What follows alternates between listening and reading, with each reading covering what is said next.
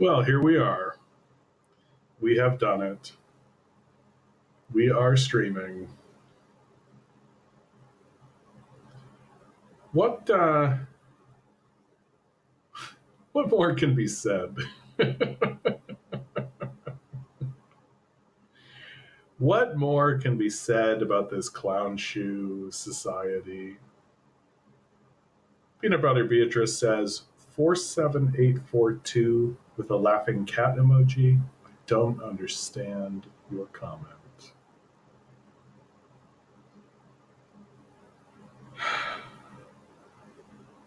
I have noticed in the media, I've noticed in what's going on that when they start talking about China, they basically are criticizing China, right?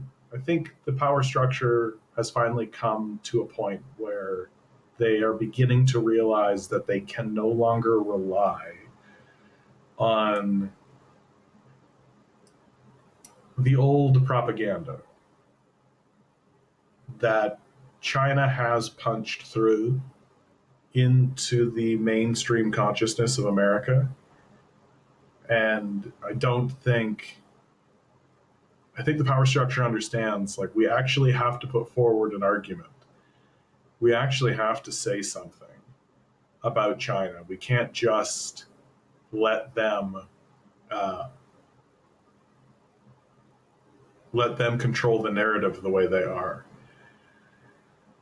The problem is that the critiques that they're using are essentially just critiques of capitalism and all of the things that they are critiquing China about.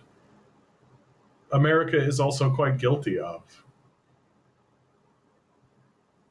The last one I saw was a professor criticizing China because it had a big gig economy. A lot of its workers exist in the gig economy. It's like, yeah, a lot of our workers work in the gig economy too, my man. Like, it's a service economy. That's what happens when you that's what happens when you have a class system, right? You create a service economy because you have one group of people who don't need to do anything at all or think that the things that they're doing are valuable. Uh, and the only thing that they have going for them is that they own things. And then you have another group of people who just like go and get them stuff. Like, what is the gig economy? The gig economy is I don't want to go get it myself.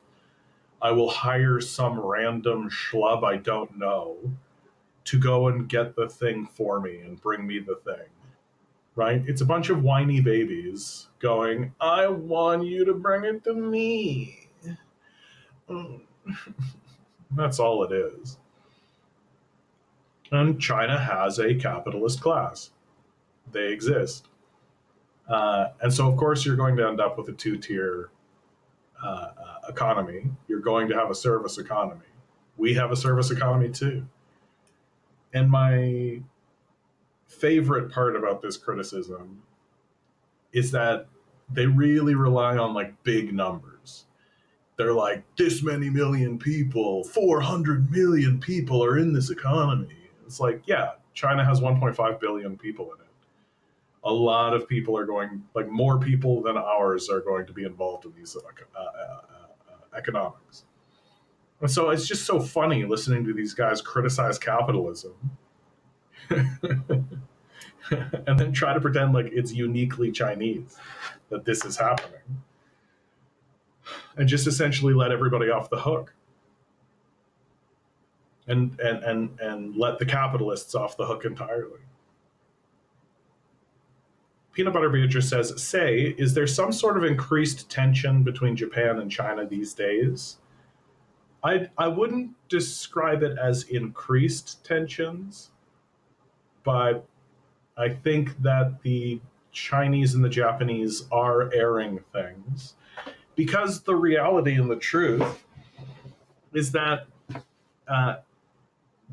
Japan has been pretty docile these last 80 years. Since World War II, right? Like, they got nuked. They got the shit nuked out of them.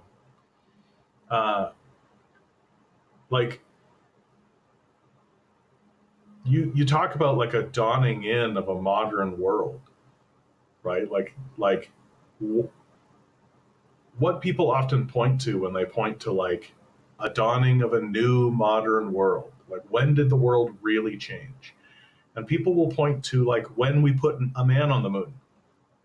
When we put a man on the moon, that changed the imagination and the consciousness and the narrative of humanity. It changed the narrative of humanity. It absolutely did. We went from being like landlocked Jesus Christ sinners to basically being like, oh fuck, like we can actually be spacefaring. Like we actually have some chutzpah in us. Like, it's a pretty incredible thing. It's a pretty incredible moment. But from the Japanese perspective, the more incredible moment, the thing that really defined them and still does define them, is that two of their cities experienced nuclear bombardment. You want to talk about being ushered into a new technological era.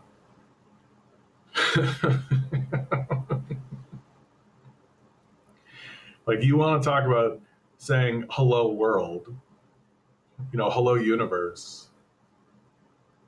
Like, be the victim of two nuclear bombardments, two nuclear strikes.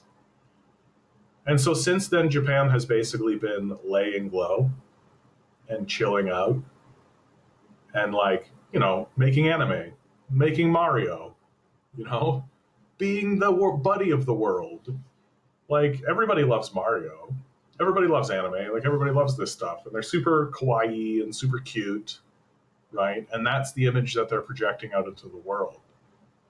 Um, but, like, before they were nuked, before World War II, these guys were like committing the Nanking genocide, like in the Nanking massacre. Like, these guys were monsters. The history of Japan pre-World War II is brutal. It's psychotic.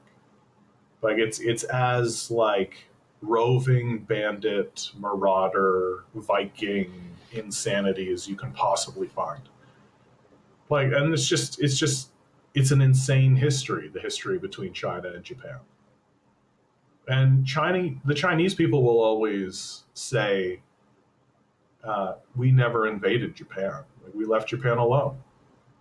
And of course, the Japanese response to this is, it's not that you didn't want to, it's that you couldn't, because we were awesome. Or at least we were militarily superior.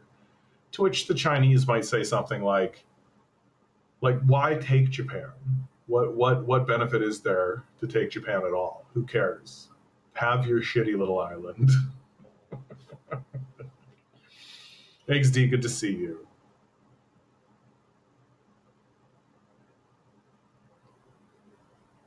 And Japan has essentially been a vassal state since World War II. It's essentially been vassalized by America. It doesn't have its own like real military. Uh, but with the United States power and prestige beginning to recede in the world, and China beginning to ascend in the world, and everybody sees it, everybody feels it, everybody notices it. Like, even if you don't have the language to articulate it, like, those things are happening. It leaves Japan in this really interesting position because it is inevitable that Japan regains its sovereignty. There just will be a moment when Japan says to itself, and the citizens of Japan say to itself, make Japan great again. And we should have Japan for Japanese people, and Japan should be Japan. We should be able to defend ourselves. We should be able to be a player on the world stage. We shouldn't have to ask anybody any permission, right? Like, these moments are coming. And you already see within the Japanese parliament the Japanese talking about why they have to ask America permission for anything. And so that relationship is being questioned. And it is only a matter of time until Japan starts acting in what it believes is its own interest. And while it's doing that, it's looking at China, this ascendant monster. Like, If I'm Japan, I am looking at China like we are watching Godzilla rise out of the ocean, people. Like, if I'm living in Japan, I think it is a credible argument to say that we are bearing witness. Like, put on a Godzilla movie. Who made the Godzilla movies? Japan made the Godzilla movies. Put one on and play that moment when Godzilla comes out of the ocean and the music is blaring and playing, and it's just or whatever the music is, and Japan and Godzilla goes and screams and maybe shoots fire out of its mouth. If I'm living in Japan, I'm like, that's China right now. Like, are they going to come over here? Are they going to mess us up? I for sure 100% would be talking about it, would be thinking about it. Like, I don't believe China will do that. I think that China understands that that's bad play. Uh, it's not a long term winning strategy, and it's not really a short term winning strategy either. That everybody loses in war. Uh, the only real, like, the major losers in war are the people who venerate the warriors. Like, the people you want to venerate when it comes to war are the people who are talking about how to avoid it and how to get and how to stop it as quick as possible. Those are the people who you should be talking about when it comes to war.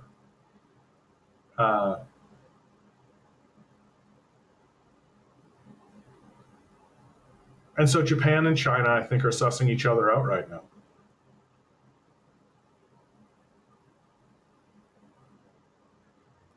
Eggs D writes, John, thoughts on China and Russia's abstention? It's causing quite a stir in leftist spaces all over. I think that I've missed something. I think that this event that you're talking about, I'm not aware of. What abstention? Abstention where? For what? I don't know what this is.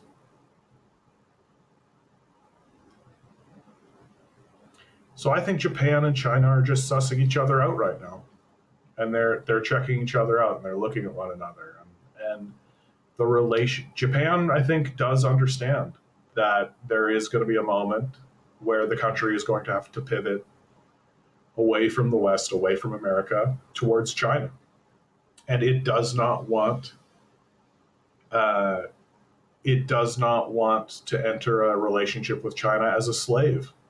I think I can understand that. Dumpling Gods over on Twitch says, Jesus, nice pic. Thank you, Canadian commie. Yeah, people claim that this is a real picture. So I don't really understand what I'm looking at. Like, it's gotten difficult for me to pretend like what I'm doing is serious commentating because what's going on is no longer very serious. It's only serious insofar as the consequences will be dire. But, like, you know, when an event is occurring and you think something bad is going to happen, you think it's going to have a serious tone, right? I just didn't realize it was going to be like literal clowns. I didn't realize it was going to be like honka honka, like with the wig and the makeup, like clowns. I thought that it was going to be like more dramatic and more serious, right? More dark tones, not this bright, colorful sort of madman shit. And, like, I think the funniest thing going on with Trump right now is that, like, I think people have kind of cottoned on that this guy's a little gay. And so now they're noticing things they didn't notice before. And, like, Trump's gay from Mamdani, right? Anybody disagree with that? Like, that whole meeting with Trump, and then Trump shows up later and he's like wearing the same outfit that Mamdani was wearing at some point, and he's not so orange. He's a little bit more natural. It's just like, I think that Trump's gay for Mamdani. I think he met him one time and he was like, swoon. Oh, Mr. Namdani. I think that happened. Uh, it seems like it happened. So if it's not the case, then I don't know. I feel like Trump's got to do some work on this. Not that he cares anymore. Simply Steve over on Twitch says this is when Vader shines the Emperor.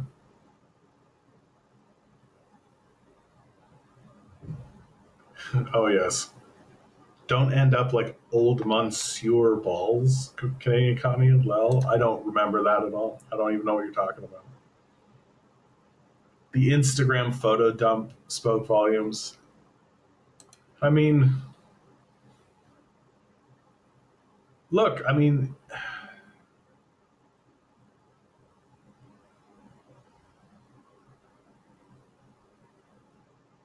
the society wants it to be taken seriously. Like the society wants to be taken seriously. But it refuses to do anything that is like good for anyone. Like everything is just objectively stupid. These giant corporations are very obviously fascist. Like very, very, very obviously fascist. Where they very clearly and very obviously want you to work as much as you can for nothing. It's just as clear as it can be. And they're so addicted and dedicated to doing that they are willing to do things that are destructive to the fabric of the society generally in order to achieve it.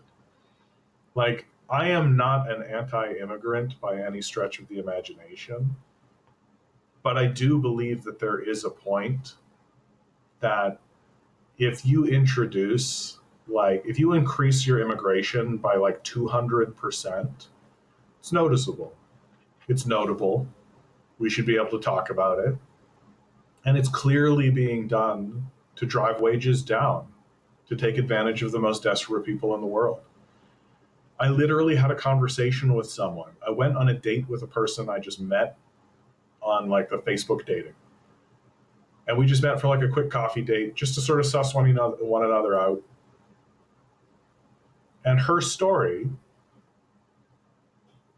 was actually that 7 years ago, she fled from the Congo because of the war that was happening there and the genocide that's happening there. She fled from the Congo. She literally got scooped up by the Canadians. Like, she just ended up at a place and they said, we're going to evacuate you. And she was like, great, get me out of here. And she ends up in Montreal, right? She didn't plan to go to Montreal. She just ends up there, fleeing from this war that we are partially responsible for. And then she's in Montreal. She lives in the shelter system for a little while. She moves to Toronto because that's where they tell her she can get training to get a job. And they train her to be a banker. They train her to get into finance.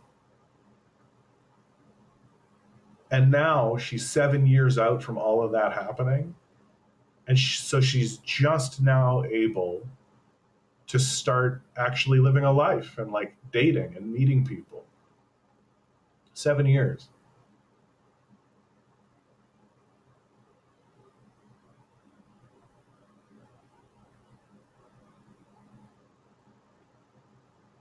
And so it's just this cycle of brutality that the system is inflicting on everyone. Like, very clearly they have her in these places to do for cheap labor. That's what she's there for sure. And she didn't really have a choice in the matter at any point. She was just scooped up as a refugee from a war of our creating and then jammed into the banks to shuffle papers around. And if she didn't have the intelligence to do that, they'd put her somewhere else. And so they can pay her $40,000 a year instead of $100,000, which is probably what the job should actually be. And then we all shake our fists and go, these immigrants, we got to round them up. So it works because we're not intelligent. We're not very smart. Nobody says, hey, maybe we should stop the bankers.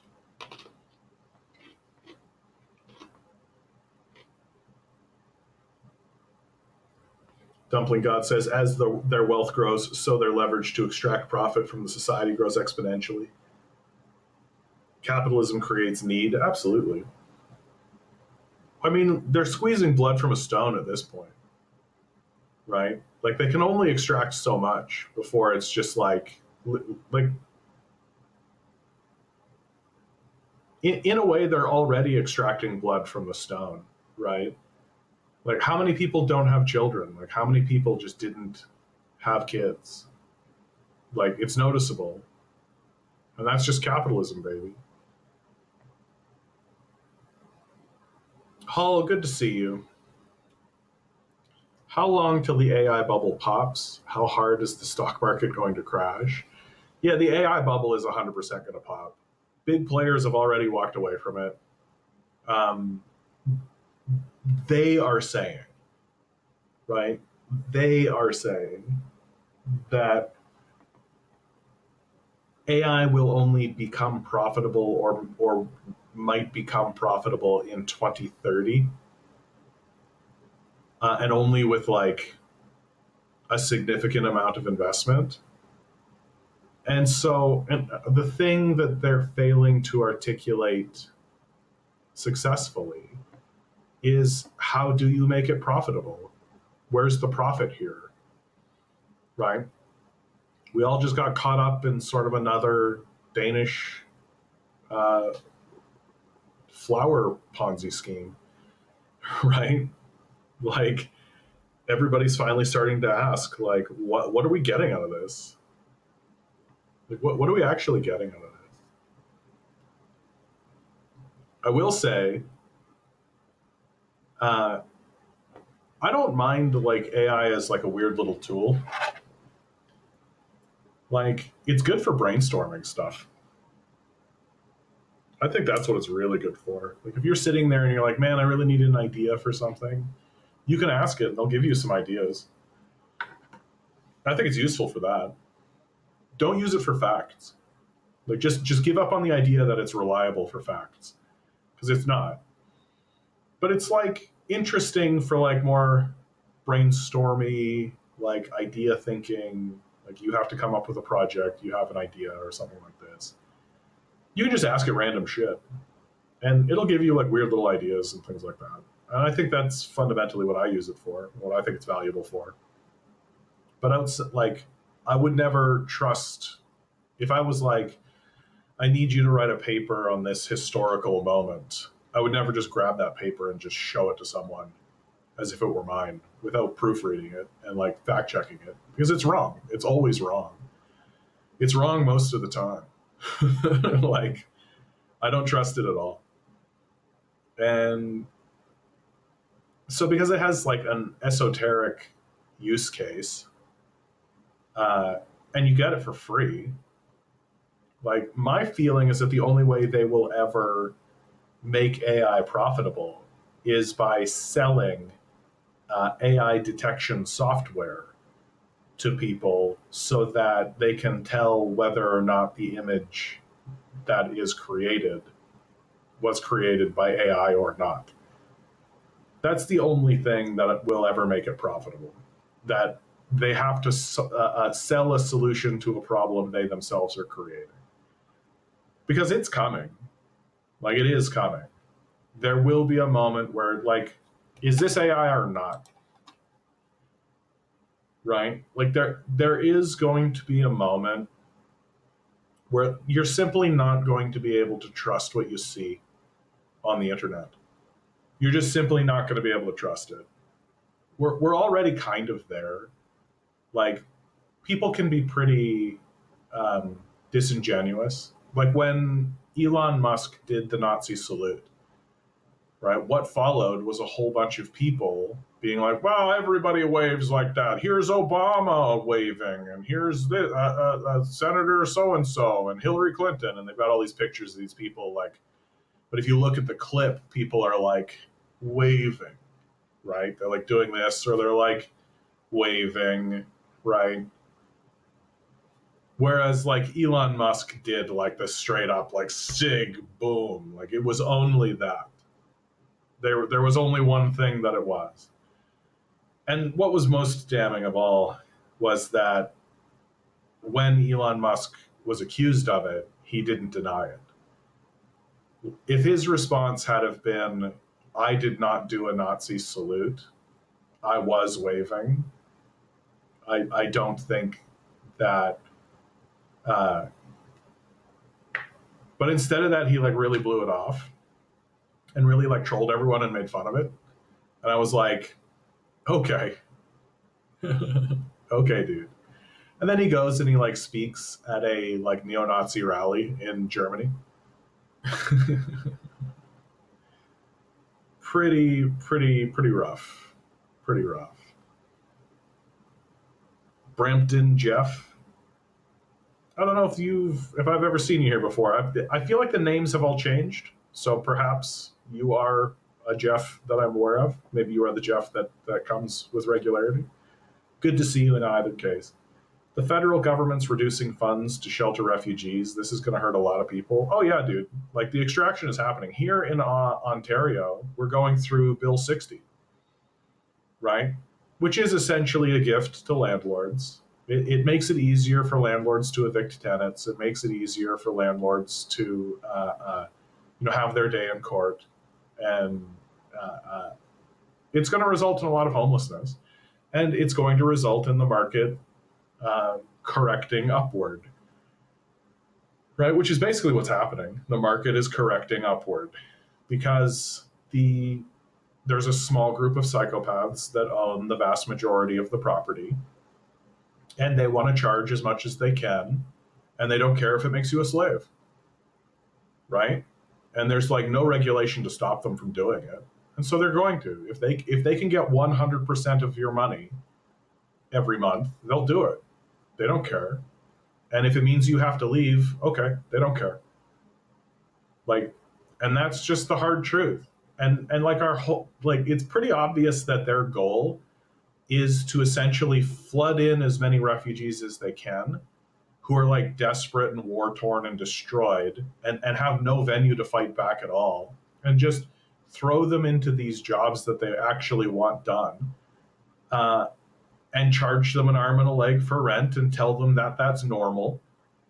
And it's only gonna be like it'll take a couple of years for people to suss out how badly they're getting screwed. It'll take them a little while to figure out that, like, oh, it's not normal that 50 to 60% of my income goes to rent. Like, that's not normal. And then there's food, and then there's bills, and there's all the other gatekeeping that happens in this society until like they're left with very little at the end of the month. And it takes them a little while to figure out, like, oh, this is a bit of a scam. We're kind of being scammed.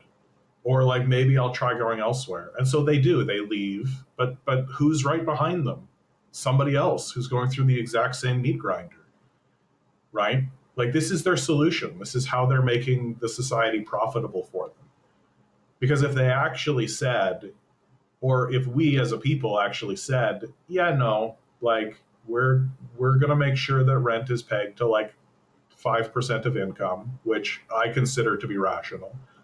These landlords don't deserve millions and millions of dollars for the job that they do, which is nothing, right? These guys don't do anything. They're losers. Like, there's no such thing as a good landlord. They don't exist. There's just a person that owns property who thinks that they're any good at anything for any reason.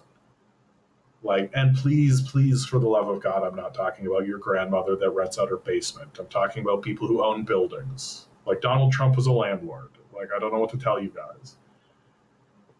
Your entire quote unquote job is give me money for owning a piece of property.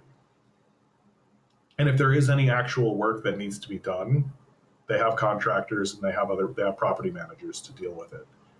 So these people are like, by by the definition of the word parasites. Uh, and we're doing everything we can to empower them. So, of course, rent's going to go up. If you make $10,000 a year, they want that money. If you make 20,000, if you make 30, 40, 50, 60, 70, if you make $200 million a year, they want that money. They don't care if you're homeless. They don't care. That's completely irrelevant to them. They are psychopaths. Just go read Bill 60. You'll be in like, oh, this is something a psychopath would do. Like, they know they can't go any harder. If they could go harder, they would. Right? And then Doug Ford, there are protesters protesting the passing of Bill 60, and he tells them to go get a job. Like, Doug Ford is a massive fascist loser. Just like a dumb oaf. Just like a fat idiot. And he's like our prince or our king or our governor. And he's just like this, "Oh, I think people need," like, just a total fat ass, has never worked a day in his life. Just this massive loser, and he's our king. Cool. And we keep electing him. That's the best part. We just keep voting for him. So it's clearly what we want. We just want some dumb idiot who is fine if people are homeless. Like, that's the part about it that's crazy to me. It's just like, yeah, I have the power to make it so that people will not be homeless, and instead I will make people homeless. Why? Because my buddies want more money. And it is more money. Like, it's not that they don't already have millions of dollars. It's that they want more.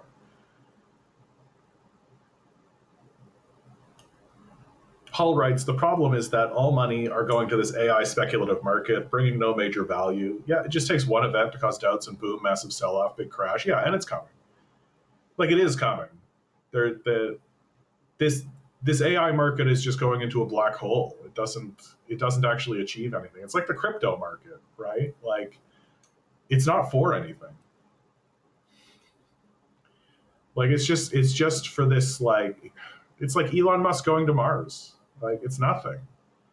It's all just a small handful of children who happen to be grown men,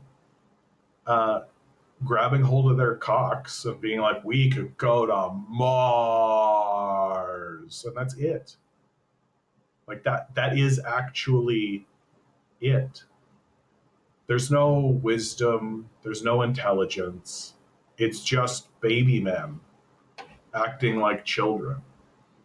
Like, for God's sakes, this is something Elon Musk wrote and then posted publicly so that everyone could see it.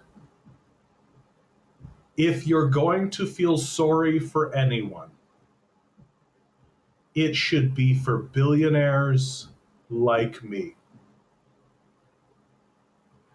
I can buy anything I want. I've been everywhere, been with thousands of beautiful women. Now I'm bored. You know who actually has it good? The poor and their unlimited wealth of potential new things. This is a man who should have his wealth stripped from him. Just no question. This is a man who should no longer be permitted to have assets in our society. Like, when the psychopath class says things like, oh, if you tax us, we'll leave, this is what I think of. And I think, good riddance to you. Farewell, Elon Musk, and your obvious psychopathic narcissism. Goodbye. Saying that the poor have an unlimited wealth of potential new things is so desperately out of touch with reality that simply by uttering this, I think that Elon Musk should be forced to become poor. And that should be his punishment for even thinking this way. Like, this is baffling to say aloud. And this is what our ruling class is like.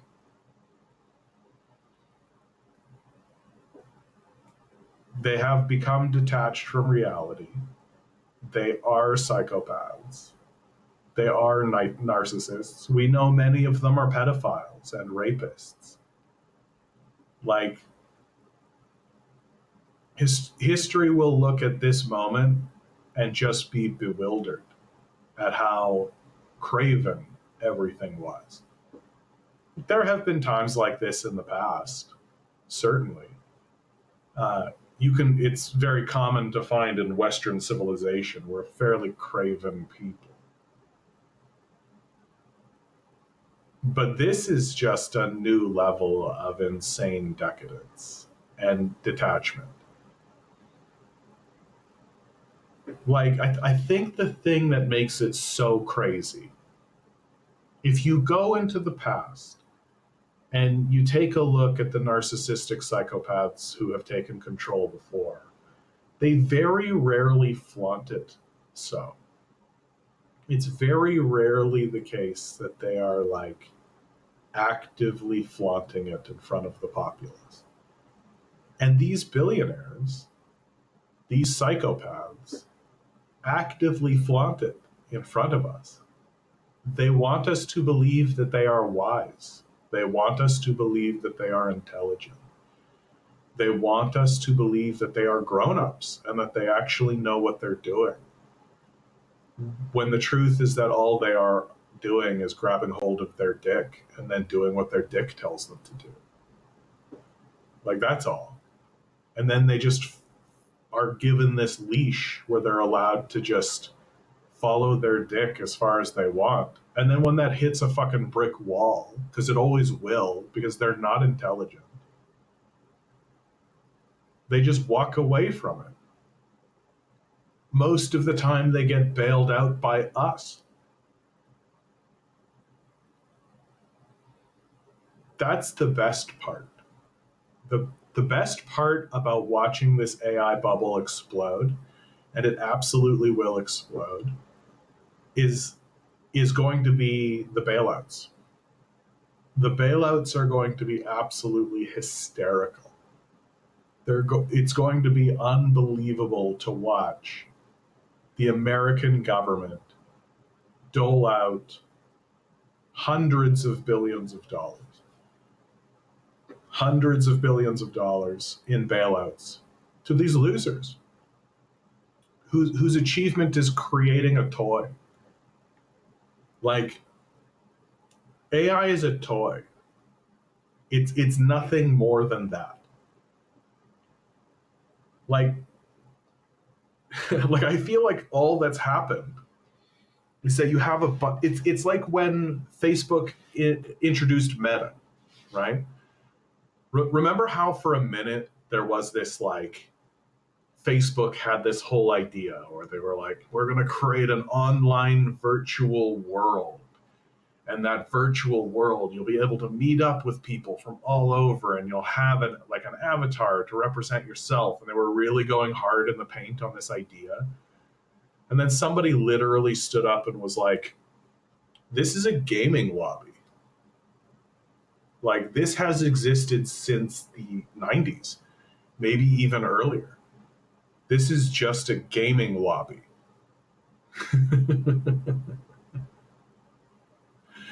But you're just selling it to boomers who don't know anything. And once that was pointed out, like, all of the boomers finally went, oh yeah, I know what a gaming lobby is. I've had some connection to that idea. And the whole bottom fell out of it. And it just disappeared from the discourse completely. The same thing is happening with AI. That, like, it's only moving forward because of a bunch of boomer brained idiots who don't seem to understand that this is just a toy. And don't get me wrong, like, I love video games. I love elaborate toys, right? I think that's fine. Spend a lot of time interacting with puzzles. Spend a lot of time interacting and doing problem solving. But get humbled. I'm getting humbled so hard right now, you guys, in a game that I've been playing, right? I feel like I'm like being successful generally, but every so often the game is just like, hey, you know that one thing you forgot to do? You're dead now. And you're like, but I've been doing this. And the game's just like, I don't care. And you're like, okay, all right. And like, so I think that games and toys are good and people should interact with them and we should have more time to interact with them, frankly. Uh, but that really is all AI is. It's like a Neopet. It's like a Tamagotchi, right? It's like an elaborate, not even that elaborate. It's not much more elaborate than a Tamagotchi, frankly, except you don't need to like upkeep it or feed it.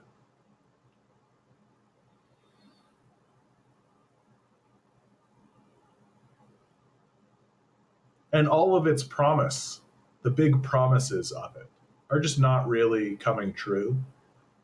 That it could be at best like an augmentation tool for a person, right? That like if I were to predict what the real future of AI actually is, it is giving a tool to the person already doing the job to make their job easier to do. And by doing that, it could increase productivity. It could make that person do better and produce more. But you're always going to have that person because that person uh, is always going to be like the final check to make sure the AI is correct because the AI is often wrong. That the whole promise of AI is that you're going to be able to disconnect labor from a person. That's the whole promise of it. And that's what they've been really driving towards, right? That these psychopaths really do want to be able to do anything they want with a robot. And they don't want to have to ask permission of anyone, and they don't want to have to hire someone. They don't want to have regulations or worry about human rights abuses or anything. They want to have an army of robots just do what they're told. That's what they want. Uh, and that's sort of the promise of what AI was meant to do. That's clearly their goal. It's clearly what they're moving towards. It's not working. And it's not working for probably the simplest reason that you can imagine. They're not gods. They're just idiots.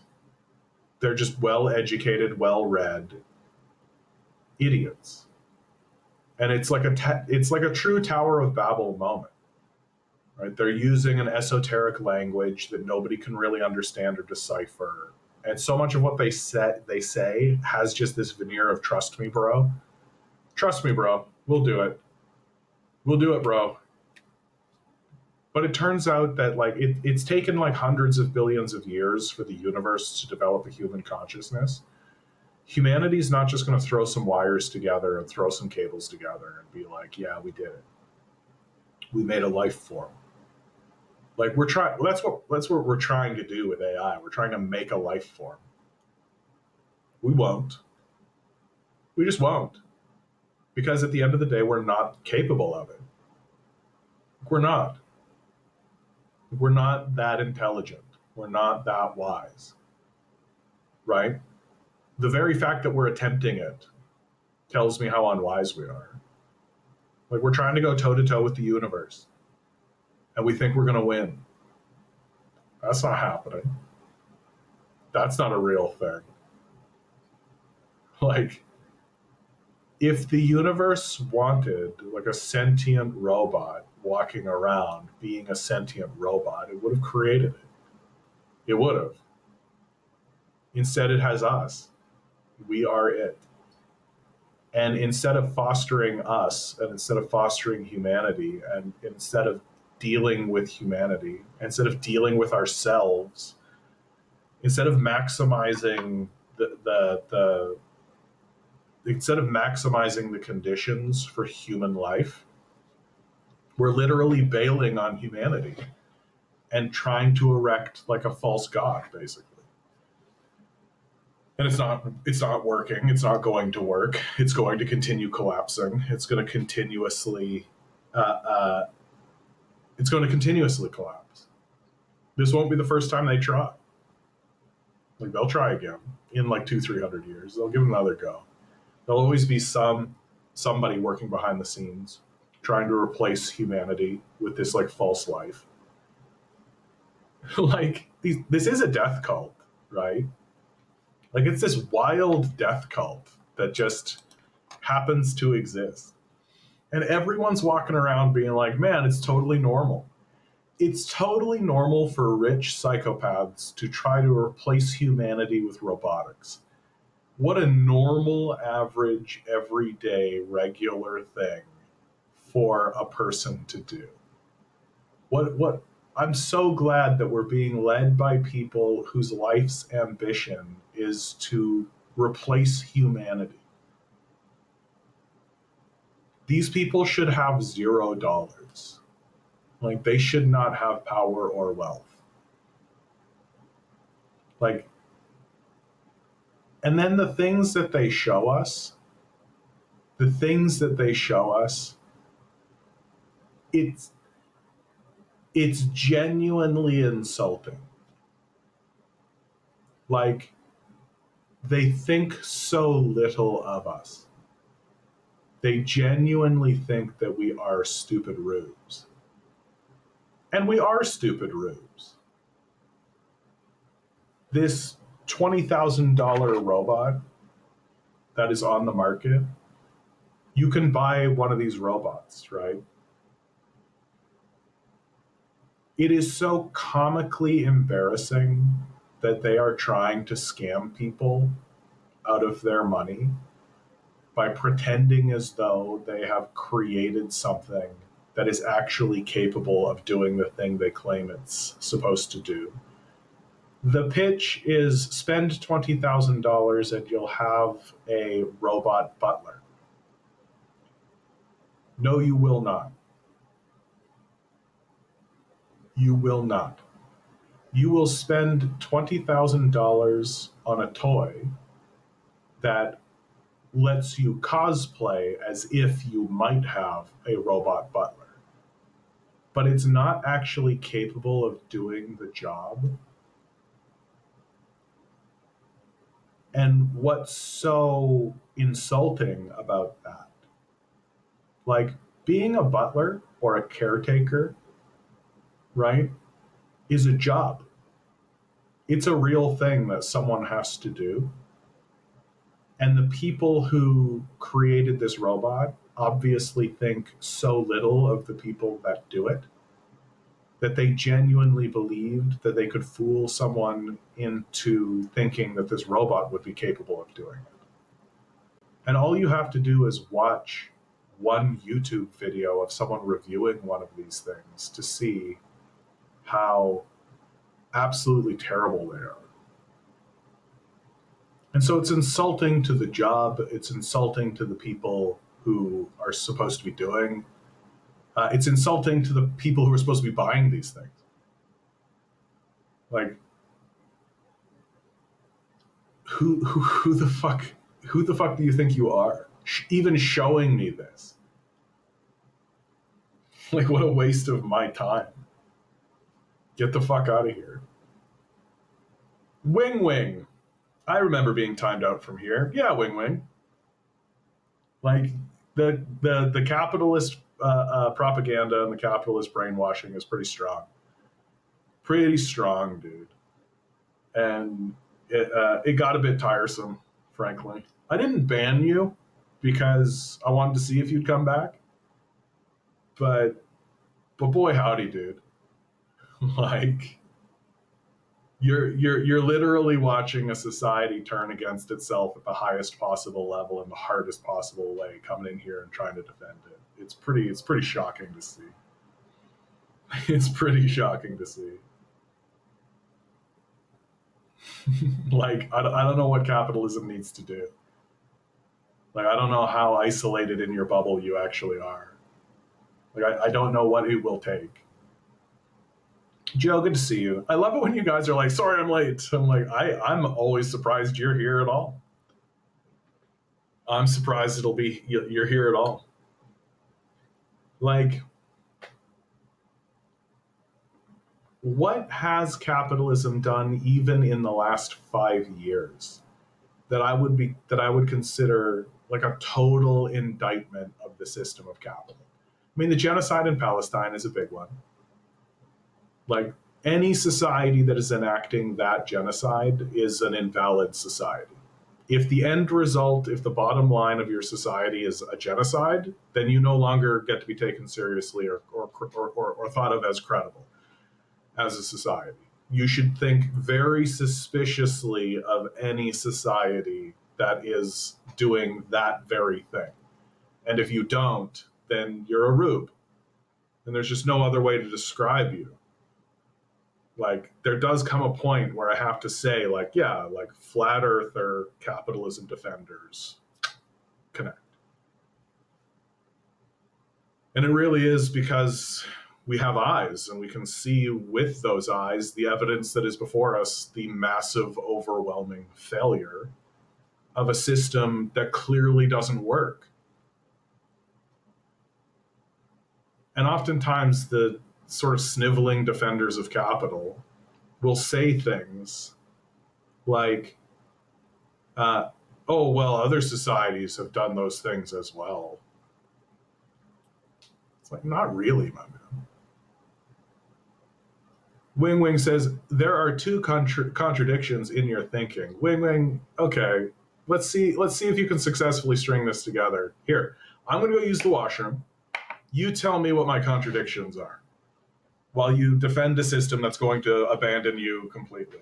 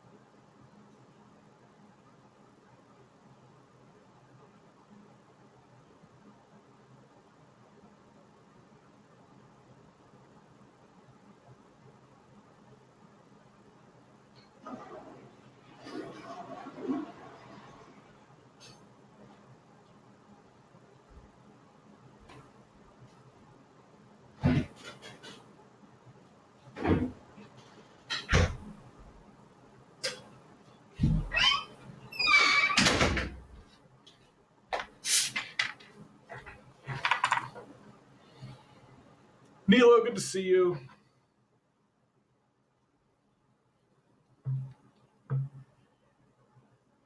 Wing Wing, yet to actually name the contradictions.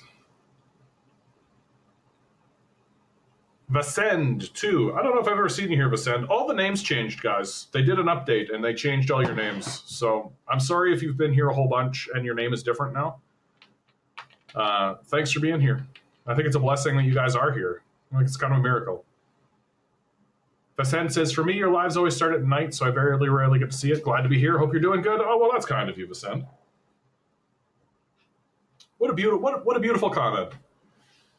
I always love it when you guys just say, Lainey saying, hey, buddy, I missed you. Oh, well. Making me feel good about doing the stream. Look at you guys. Here I was sort of feeling sorry about myself. Nobody cared. I'm actually really glad that you're here, Wing Wing. Sometimes it feels like I'm in a bubble, right? And I don't like that. I do like talking to people who disagree with me and have disagreements. And sometimes people will have disagreements, and I'll just be like, yeah, I think we're just going to have to agree to disagree on that. But I kind of see where they're coming from. So far, Wing Wing has not yet said anything that fits that category. Elaney says, this is an important stream, even if it doesn't feel like it. Well, one of the things I think I pride myself on, and like I noticed, and I've been noticing over the last few months, is that a lot of streams and a lot of things that exist have noticed that everything's going really bad. Have you noticed? Have you noticed how everything's going really badly? But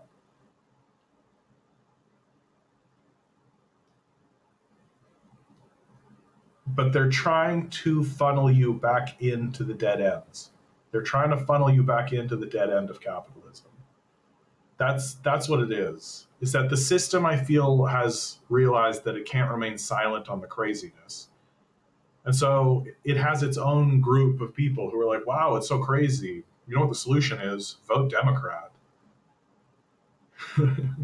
Or something like that. I'm with you, Joe. We're waiting in eager anticipation. I hope he's over there writing like a dissertation. Here we go. Here we go. Wing Wing. First contradiction. First contradiction. You mentioned the market as a means of exchange, and that it has always existed, which it has. Right? Like people selling stuff to each other has always existed, for sure. But at the same time, you advocate for centralized state planning, a planned economy. Yes, planning is better than not planning. Like once you understand that a market is simply an institution, it's just a building, right? That there is this like looser concept of like a market that exists in like an esoteric sort of way as like a little idea or as a god, but really like a market is just like a building that exists, like a mall. Like it's not a government. It's not really an ideology. Like it has there are ideas that exist within it, but at the end of the day, it's just like, oh, there's the Gap and there's this here. Or like Lumber Co. over here sells lumber to the steel mill over here. And there's this concept of a market. Most of the time, it's just monopolists exchanging goods. Anyway, it's not a contradiction, right? A market exists as a means of an exchange, and you should have a centralized planned economy. That centralized planned economy can use a market, right? You have a market in your society, cool, but the central planners are going to get stuff done, and they're going to do things. Like, I don't need a centralized planned economy for Xboxes. I don't need a centralized planned economy for like clothing. I don't need a centralized planned economy for just basic goods and things like this. I do need a centralized planned economy for infrastructure, right? Like markets are useful when it comes to just buying everyday items and having like an everyday experience, right? Like you want to have a market. And if you don't officially have a market, then one will be erected. Like people like markets. They are useful. The history of the transition away from feudalism towards capitalism is a history of markets. That it used to be the case that all of the feudal fiefdoms would gather and have fairs and festivals, and they would gather at important locations like bridges, right? And eventually, as they did this year over year, they just kind of stayed at the location. And then those locations became the more popular place to be. And people gravitated towards those locations. And so you had a case where, like, feudal societies would have their own markets inside, right? Where peasants would exchange goods with one another because markets are normal. But the capitalist markets that got erected outside of the monarchical system became more popular and eventually wealthier as the monarchs kind of conceded economic power to them. Anyway, so that's not a contradiction. It's just you misunderstand what a market is. That you think that a market is a government somehow, or a government or a governing ideology, and it isn't. And if you try to make it one, it fails, which is why capitalism, well, one of the reasons why capitalism fails so dramatically. But it's not a contradiction to say you should have a market and also a planned central economy. There should be a plan. Someone should have an idea. But it should be like your planners, your economy here, your market here. Like, don't try to make the market forces run your society. It's nonsense. Anyway, so much for that idea. Second contradiction, you who advocate for centralizing the administration of a publicly owned system, as a whole healthcare system, under state control, but criticizes private monopolies. I criticize private monopolies, right?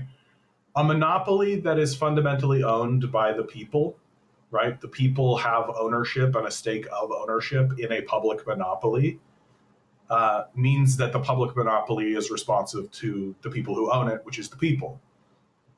A private monopoly is owned by a psychopath who will impoverish people and throw people into homelessness and doesn't give a fuck. He doesn't even live in the community where he owns the monopoly, so he doesn't care what happens to it, right? And you're looking at guys like Galen Weston, just like an obvious class of ruthless psychopaths who don't care if you go hungry. Very, very, very normal.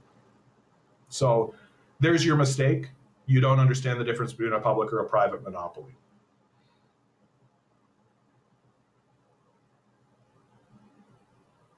Misty Lane.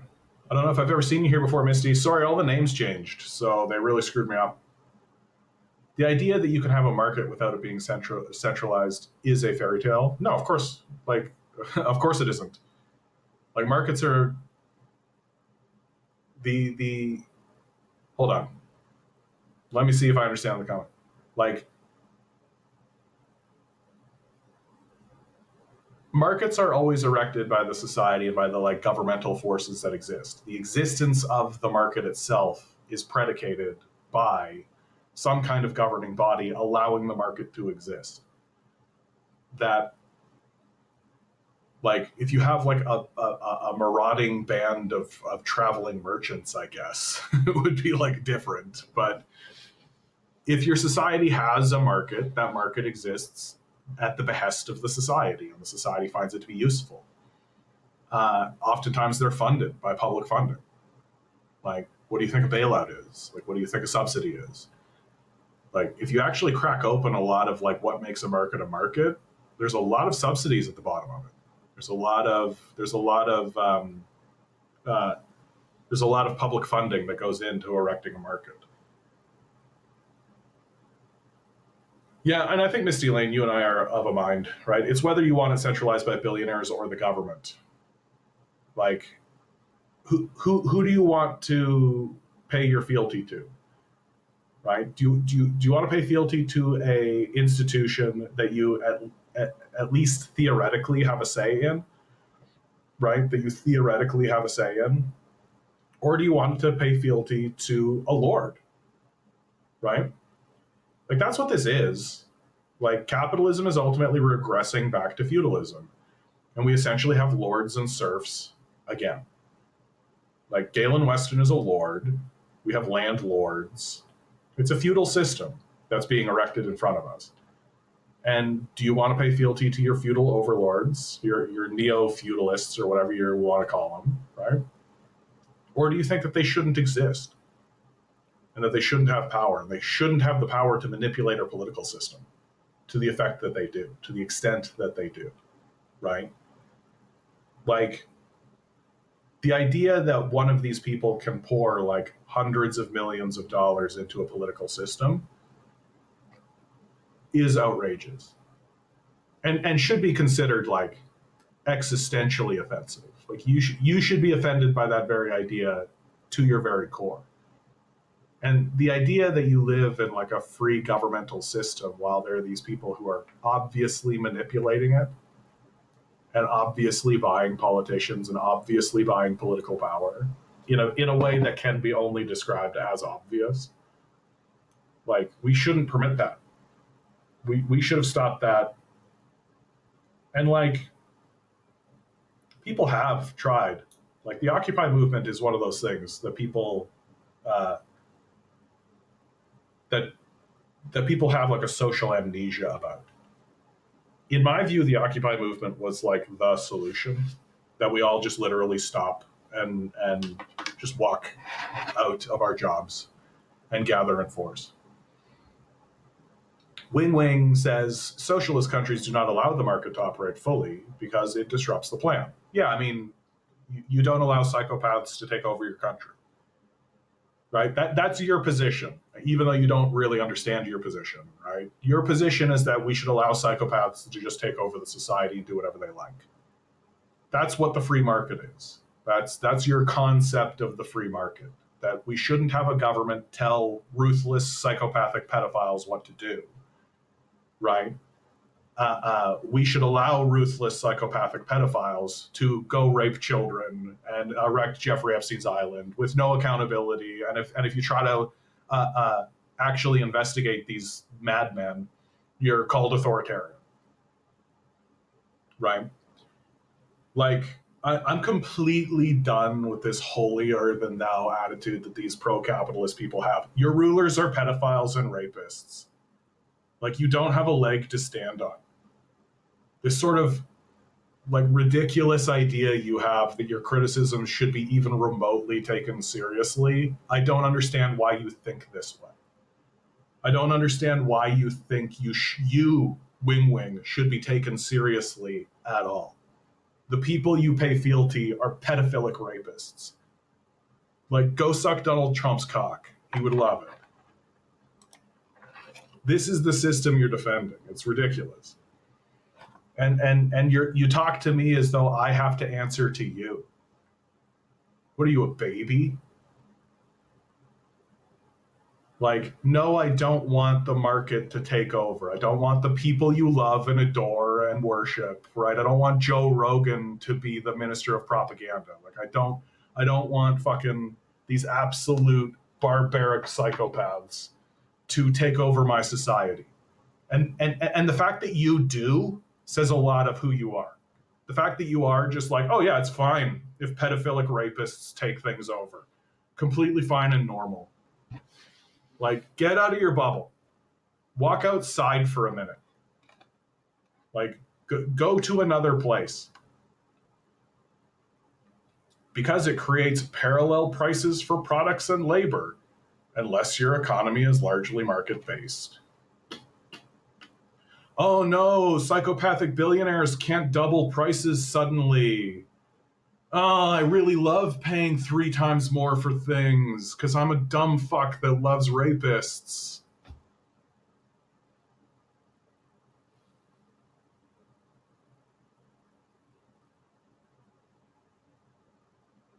Nilo says, if we give Wing Wing a little bit of grace, I don't know. I don't think I want to. Like, I don't know why these capitalist supporters actually think we should give them any grace whatsoever. Like, it's gotten obvious, right? Like, it's gotten so painfully obvious that they're wrong. It's like a phrenologist still defending phrenology.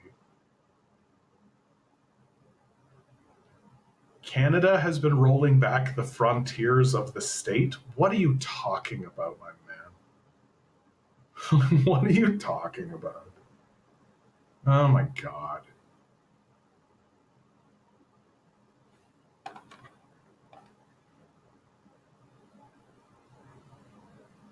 If we give Wing Wing a bit of grace, the dictatorship of the proletariat is not the end goal of communism, nor is it free of contradictions. That's why it's important for the DOTP to use the state to render it obsolete.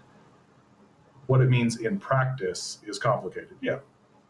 I mean, like, we're not even really getting into a theoretical conversation with Wing Wing here. Like, I don't think Wing Wing really understands the terms that he uses. Like, I think he's taking like an economics 1 course and just taking it all at face value.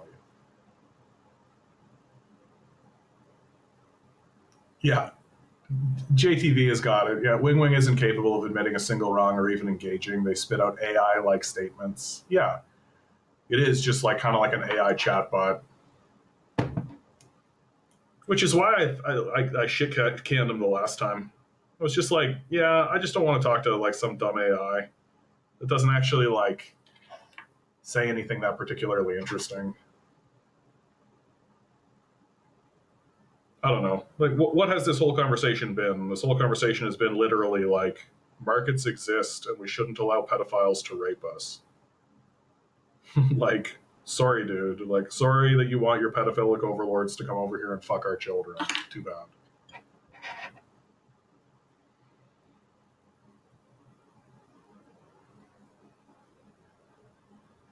Misty writes, the reason you are afraid of capitalism is you think you are losing something.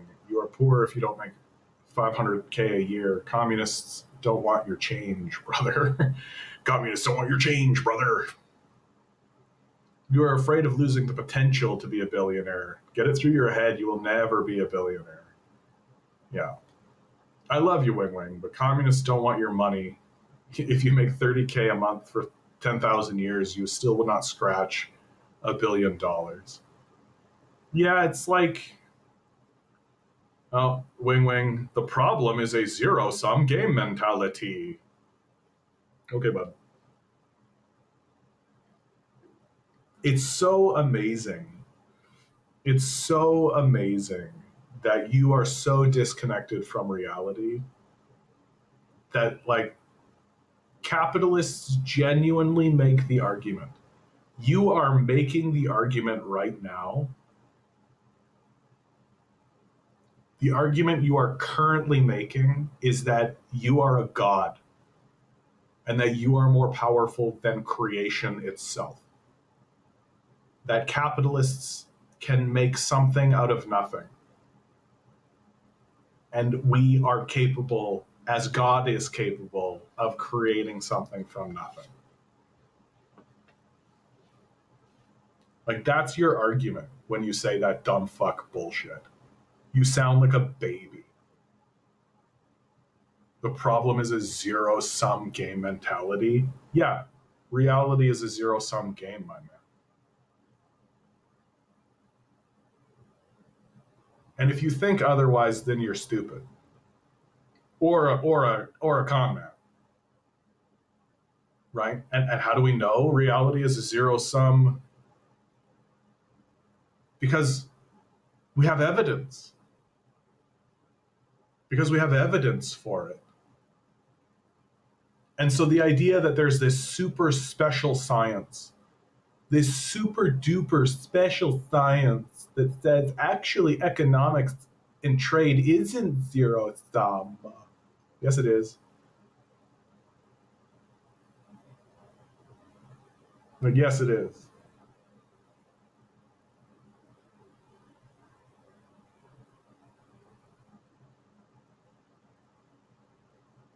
Dumpling God says 1,000,000 minutes takes you back to 2023. 1,000,000,000 minutes takes you to ancient Rome. Yep. I'm getting the feeling he is AI. Yeah. Nilo says, are you pro-capitalist, Wing Wing? Are you missing the point? That the capitalists are the ones making the rules so as to make everything a zero-sum game. Like, life is a zero-sum game. The argument that the economists make is that economics is not zero-sum. That the quote-unquote economists, the neoliberals, right? that trade is mutually beneficial, and so you get extra value out of trade, right? And this is their argument because they're trying so desperately hard to disconnect labor from the conversation completely, right? They just want to make sure they want you to think about economics and the economy exclusively on a commodity level. They don't want you to ever discuss labor. Labor is simply assumed. Labor is free. You never actually include labor in your calculations. You never actually include the work that workers do in your calculations. The only thing that matters is the bananas, right?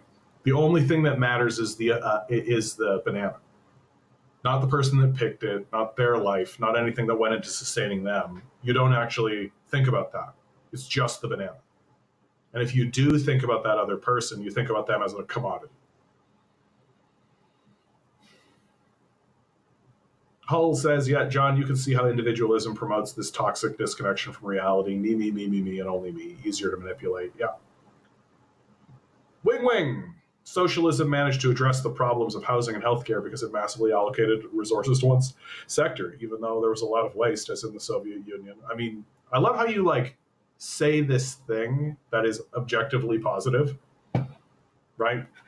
That they had successes in housing and healthcare, but you got to include, there was the waste, in spite of source required on that, right? I have found most of the time when people make those sorts of statements, I ask for sources or information on it, and they either don't have anything, so they're just parroting capitalist bullshit, or they do show me a source, and the source is literally a Nazi. And the Nazi being like, I found a dusty old book in the back of a shop somewhere, and it said that there was an extra train of goods that didn't make it to the site, and so that's counted as waste. It's just shut up. Obviously, there is going to be a certain degree of waste in any project.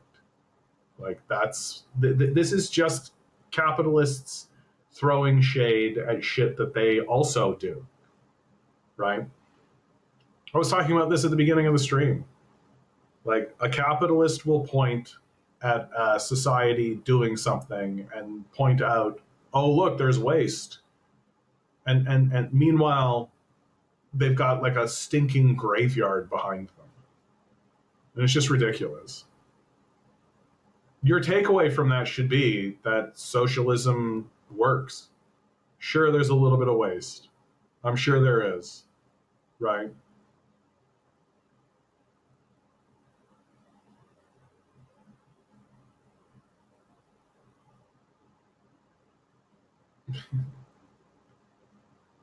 Yeah, life as game is basically just solipsism, as if all the real people actually around us are just NPCs. It's an anti-human philosophy. Yeah, for sure it is.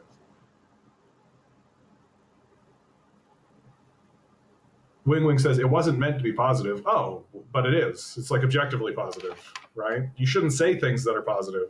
Socialism managed to address the problems of housing and healthcare because it massively allocated resources to one sector, right? So it worked. You're conceding the point, my man, and you're not even aware that you're doing it, which is hilarious. It was to say that if you have a problem and you massively allocate resources to it, yeah, it will work. Correct. Why are we negotiating here then? What's the debate? It's not good economics, but it keeps people happy. Why isn't it not good economics? What's the problem? Please explain to me how resolving homelessness, taking care of your citizens is bad economics. Please justify that position. Why is it bad to help people get off the streets? Why is it bad to help the elderly? Why is it bad to help sick people? Why is that good economics, to abandon citizens to the streets and to health crisis? Why is that good economics? Please explain that. That's what I would like you to explain. Like you literally just said on my stream that socialism solved those problems, but it did it with bad economics. So I want to know why your economics, the massive waste generated, source required for this, by the way. That's just something you're saying. The massive waste generated by the Soviet Union created a high debt for the Union. So you care more about the money, which is fictional, right? You care more about the fiction, okay, which was countered by the state through debt. Okay. So the fictional currency was countered by another fictional currency. Got it. Like this is what makes you guys so psychotic. Like this is what makes pro-capitalist supporters so psychotic. Like obviously psychotic. Is that you're always saying, but what about the money? But what about the money? Sure, people are no longer homeless. Sure, my grandmother gets to die with dignity. Sure, my friend that breaks his arm gets to have it seen and gets taken care of without being plunged into huge amounts of debt. Sure, everyone's lives improved and the food is clean and healthy and the air is clean and the water is clean, but who's making any goddamn money? You sound like a psychopath. Like you sound like a ruthless psychopath. That you are genuinely trying to sell me on the idea that we should allow people to be homeless, we should allow people to starve, we should allow people to fall apart for money.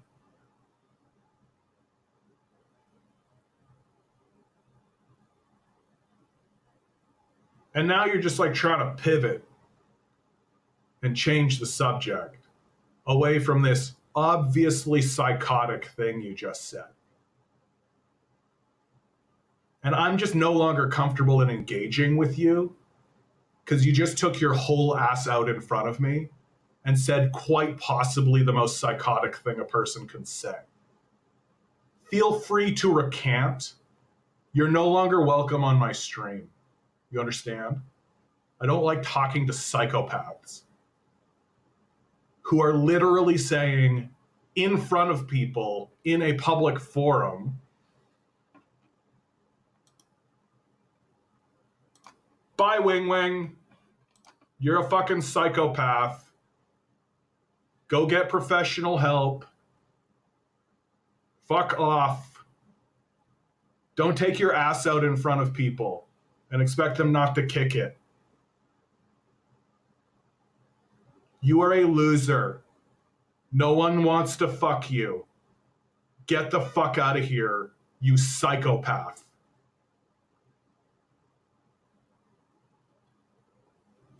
People should starve for money.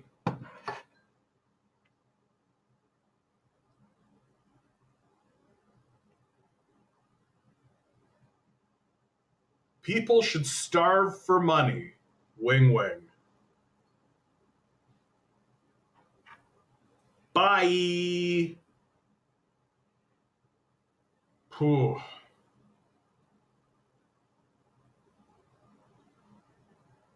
Nah, dude, you just let them hang themselves. Eventually, they just confess their like inner Nazism, right? Eventually, they just say it.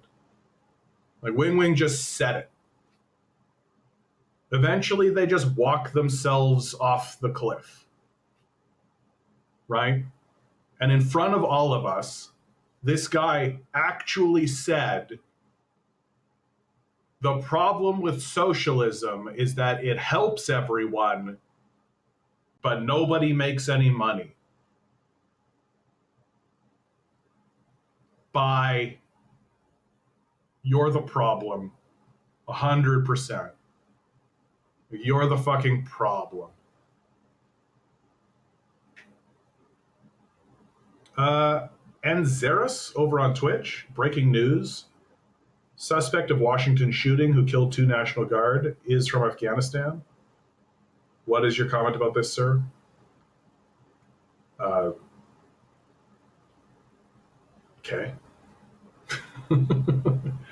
Like a tragedy to be sure. There's so many shootings happening in America that it's barely worth focusing on. Like for the people who it's happening to and the people who are around it, it's a tragedy. There's so much of it happening. The news is just awash with it. Like any sane society would be like, okay, this many shootings, we gotta do something about this. Like this has gone off the rails. But America's not a sane society. It's a society of wing-wings. Just people who are literally willing to throw their fellow man overboard if it means they can make a dollar. Oh my God! But what about the money? What about the money? Everyone has food and shelter and clothing and education and health care and lives a stable, hopeful life of the future where we all enact plans for a technologically driven improvement to our society, but nobody's making $1 billion. The horror. The horror. It's a death cult, right? Right? Like it's a death cult. It's very clearly a death cult. That even the like casual people who are involved in the death cult are death cultists.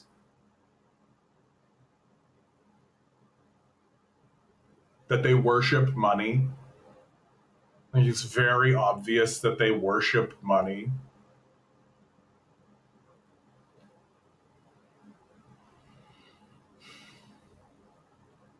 National Guard lives matter. I mean, I don't know. Like, I don't think anybody should be involved in the military anymore. They're like, the people who are involved in the military and the people who are involved in like ICE.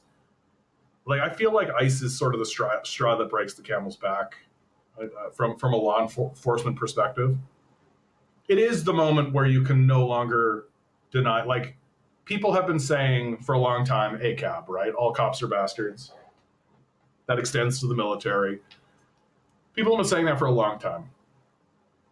ICE is 100% the moment when it's like, yeah, you can no longer pretend like you're a good guy.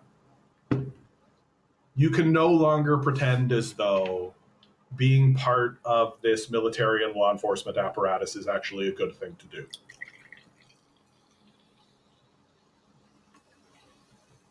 And the number one example of this is why I say things have gotten obvious, right? All of these ACAB people, all the ACAB people have been really trying to argue their case for decades and decades and decades and decades, right? ACAB, all cops are bastards. Like, well, not all cops, right? Like, oh, there's cops, you know, they're dodging. And so, no, it's a system, and there's a whole like being a part of a system that is itself oppressive, and well, and the back and forth we went. Now there's ICE, and if you think ICE is legitimate, then you are a Nazi. Like just black and white. Like at some point, 1 + 1 = 2, right? And if you are going to stand in front of me and say that ICE has legitimacy, then you're a Nazi. And we don't need to go any further on the conversation. Like that's why I'm kind of grateful about what's going on these days, right? I have a little bit of gratitude about the insanity of everything because it's clarifying everything for people. I think there's a lot of people who are. I think there are a lot of people who have been confused. Well, that confusion is lifted. You no longer have the right to be confused. The choice is no longer that difficult. It's not complex. Like, if you watched Star Wars and went, the rebels, I root for them. I get it. Then you know exactly what's going on. And you're perfectly capable of making a call about what's going on in your society.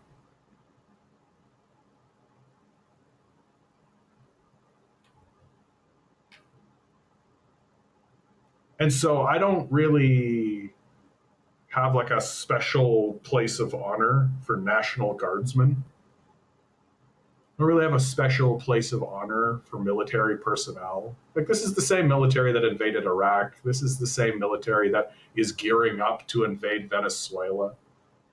Like, I think that if you're saying, I'm going to go join the military and join the police, I think that I think there's something wrong with you at this point. Like, resign. Resign your post. And I don't know anything about this situation with these National Guardsmen, but I don't immediately believe that they're the good guys in the story. And if it turned out that this Afghanistan man killed these National Guardsmen over some tiff that they were having, yeah, the National Guardsmen are probably involved in it somehow. So that's my whole take. I don't know the specifics. I don't really care to know the specifics, frankly, because it's like just another one. Just another shooting. I guess this time it's special because there's like a military man involved in it. But I mean, I care more about it when it happens to school children.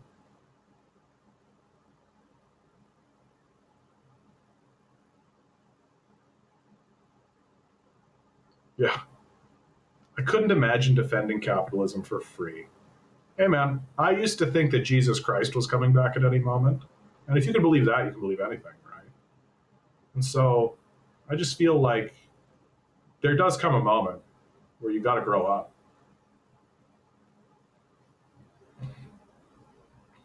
For all we know, they're not defending it for free. For all we know, they're probably a bot. Yeah, let's hang on to that thought, Nilo. It's less depressing somehow. Being anti-communist is fair. Excuse me. Excuse me, Misty. Excuse me. Being anti-communist is fair. Is it? Is it fair? But like being capitalist is just asinine. Yeah, it's like diving off a cliff and calling it a good idea. Yeah.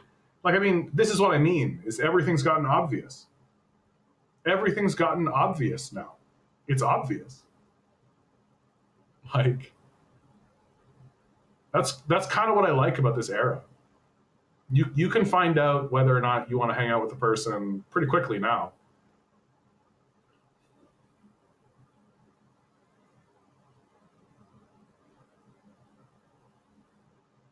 For example, communism is like, we will use the stairs to get to the bottom. Socialism is like, we will use the elevator to get to the bottom. The stairs is probably better for you. Why are we getting to the bottom? But not falling, flying with style. Nice. Toy Story callback. You love to see it. You love to see it.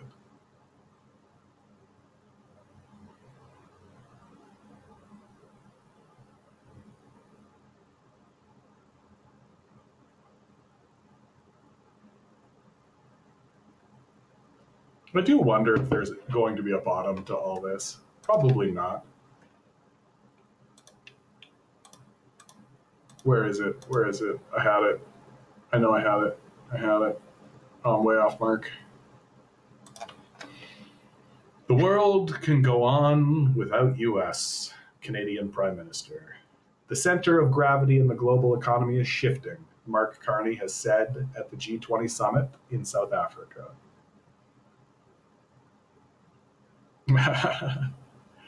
Yeah, Compton, yeah.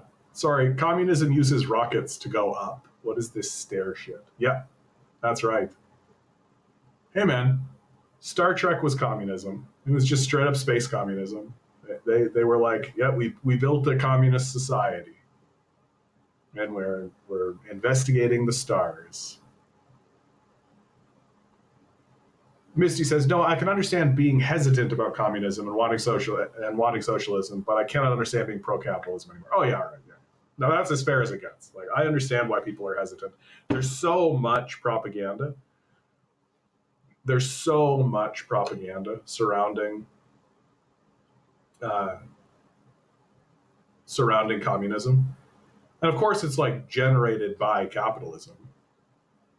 I was just saying at the beginning of the stream, it's the new propaganda strategy coming out of the power structure is to criticize capitalism in China, but claim that it's China. Like the people who are making the criticisms about China are actually making criticisms about capitalism. And because China does indeed have capitalist elements in its society, it's going to fall prey to the exact same problems that all capitalist societies have. So, for example, the one that's really stuck with me is a professor criticizing the gig economy that exists in China. It's like, yeah, we have a gig economy too, my man. Like the gig economy exists for sure. And so to try to peg China with this and try to be like, oh, China's got this big problem in their economy. They've got a gig economy. And they say these big numbers as if they're supposed to impress you. But then you realize, like, oh, yeah, China has like literally 5 times the population of America. So, yeah, every number is going to be 5 times bigger given the trends, right?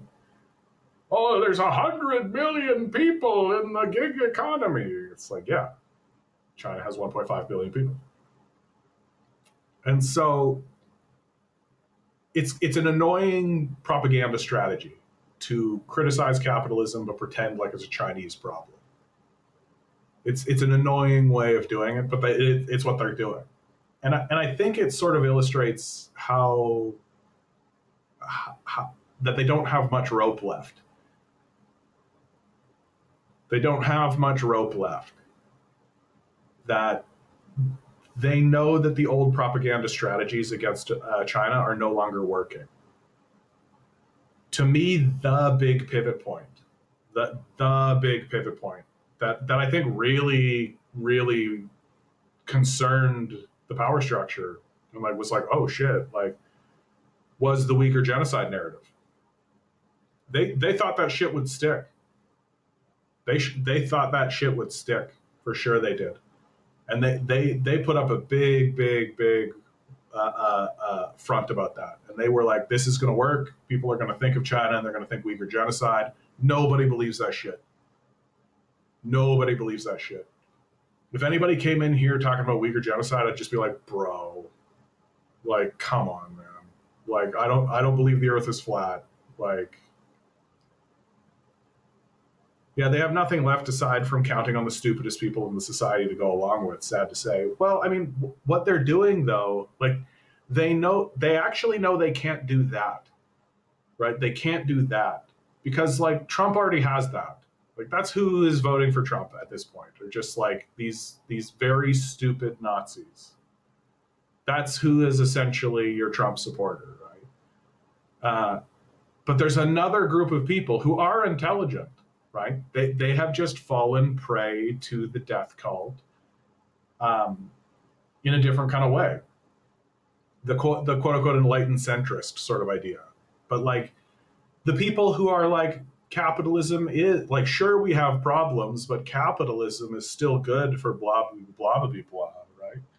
Those people need to still be convinced. Like, you don't need to convince the idiots to hate China. I think that's what I'm trying to say. The idiots hate China because they're idiots.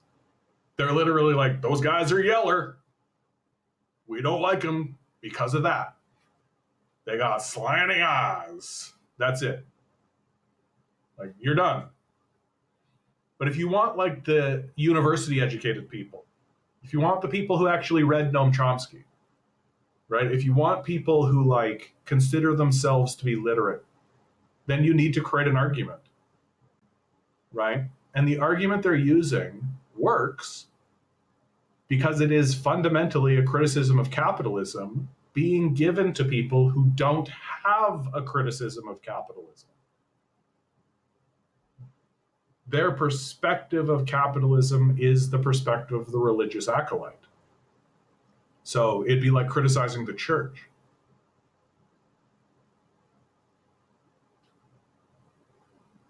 And so what they can do is they can create an argument and make accurate observations about what's happening in China, but pretend as though those things that are happening in China are A, not happening in our society, and B, uh, uh, certainly not a result of the system of capital. I don't think it's going to work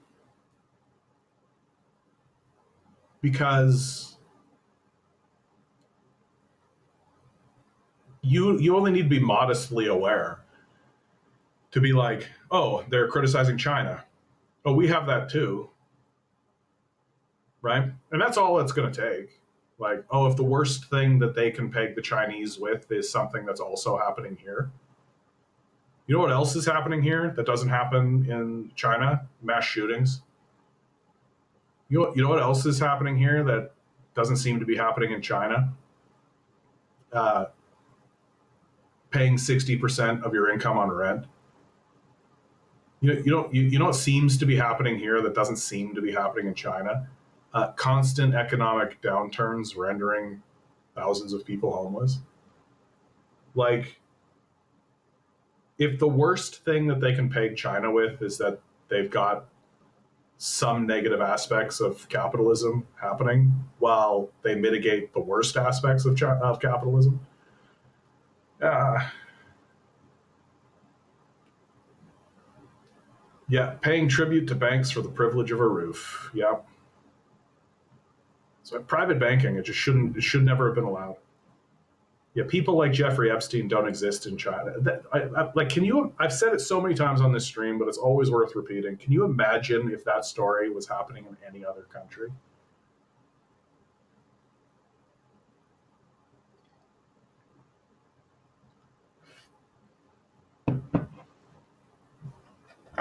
XD says, sorry, I had to do something immediately after my last comment an hour ago. I was referring to the recent UN ceasefire resolution. Like ceasefire in Israel, in Palestine. Sorry, man, I literally don't know the story. So I'm going to need specificity. And like an abstention in uh, the UN, I don't know. It's not that important, but like, I just don't know anything about the story. I'd like to be able to comment on it.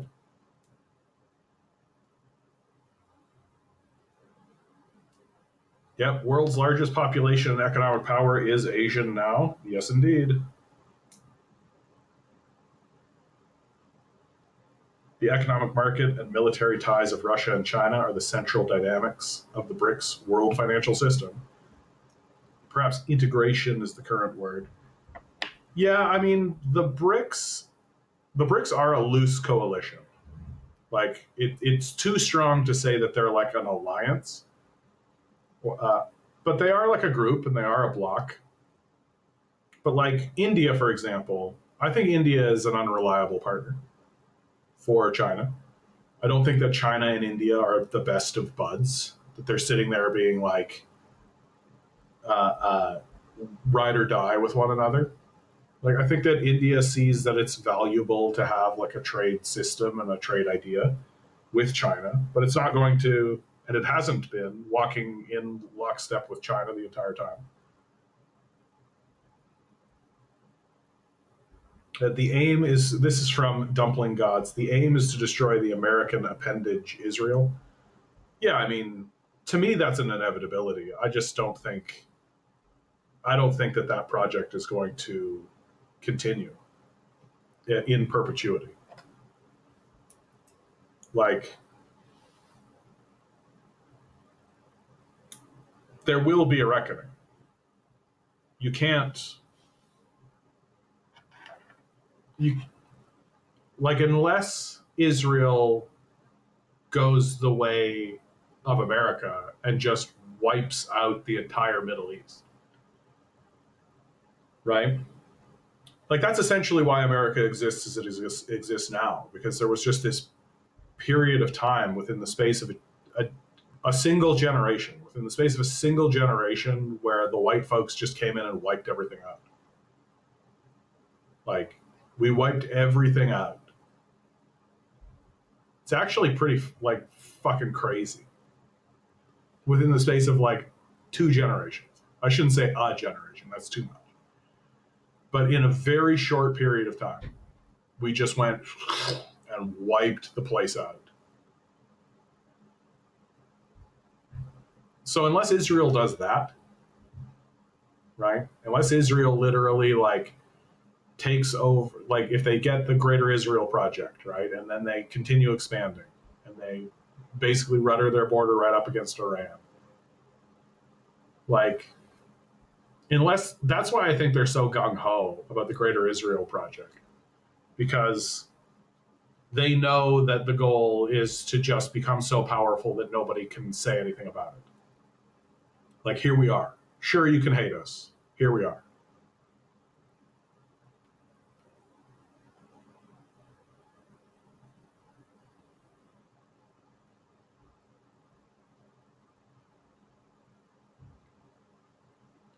Neela says China and Russia abstain. Doesn't look good. Hard to make excuses for them. Why can't they veto and the U.S. vetoes anything close to a peaceful resolution?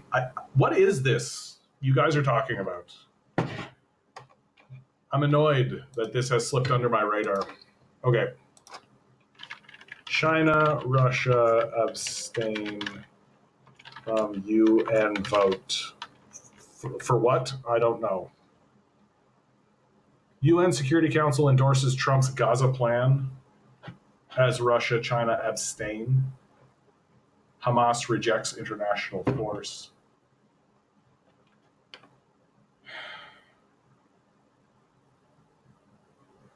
Yeah, they're only able to maintain this because of US backing.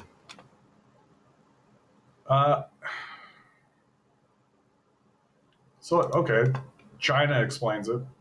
Let's see what China has to say. This is from Friends of Socialist China. So I believe that's Ben. Why am I forgetting his name? Anyway, on November 17th, the United Nations Security Council adopted Resolution 2803, 2025, which sets out proposed post-war arrangements for the Palestinian territory of Gaza. The resolution was adopted with 13 votes in favor and no votes against. Russia and China abstained from the vote. As permanent members of the Security Council, a negative vote by either country would have vetoed the resolution. Following the vote, China's UN ambassador Fu Kong made an explanatory statement. He began by stating, Gaza, brutalized by 2 years of war, it's not a war. It's just not a war, right? That would be like saying a fight between Mike Tyson and a child is a boxing match. Like, it's not a war. So, brutalized by 2 years of war is a land of ruins in dire need of rebuilding. Over 2 million people continue to live in deprivation and struggle and displacement. China supports the Security Council in taking all necessary actions to achieve a lasting ceasefire, relieve the humanitarian disaster, and launch post-war reconstruction to rekindle the hope of peace and development for the people of Gaza. However, he added, regrettably, the draft resolution that was just voted on is lacking in many respects and is deeply worrisome, and went on to set out 4 points in this regard. The draft resolution is vague and unclear on many critical elements. The pen holder requests the Council to authorize the establishment of a Board of Peace and International Stabilization Force. The draft resolution does not demonstrate the fundamental principles of the Palestinian government of Palestine. The draft resolution does not assure, okay, cool, like, so it doesn't do anything. However, notwithstanding the above mentioned many issues, and China's major concerns, people considering the fragile and severe nature, the imperative of maintaining a ceasefire, the positions yabba yabba, the Palestinian question, it is a matter about international inquiry. China has always firmly supported a just cause with Palestinian people. We stand ready to work. So why didn't you veto it? China's failure to exercise its veto However, the resolution of the plan reflects had the support of numerous important Arab and Islamic countries, including Saudi Arabia, the state of Palestine. Whatever criticisms might be levied at the governments of these countries, China or any other socialist country has to deal with the governments that actually exist, not those that might want to exist. I don't know. I feel like it's right in line with China's foreign policy the whole time. That, like, the hard truth, right? That nobody really wants to, like, it's not China's problem. That's really what it comes down to. That if the people involved directly with the issue are saying, let's move forward with this, to what benefit does it have for China to say no? Like, if Saudi Arabia is saying yes, like if even Saudi Arabia is saying yes, then just what business is of China's? And really, I'm looking at it and just being like, man, talk about creating like a whole bunch of problems for yourself. I actually think an abstention is like a pretty strong statement all to itself. And like releasing this criticism is a pretty strong statement in and of itself. But like China has to do business with these people. They have to be able to deal with these people. And like it's so funny because like people accuse China of being like this authoritarian country. And then here it does something that is not at all authoritarian, right? And it's being criticized for it. So it's just one of these like you can't win for trying. Like if China had vetoed it, we'd be having a conversation about the criticisms leftists are levying at China for vetoing it. You know?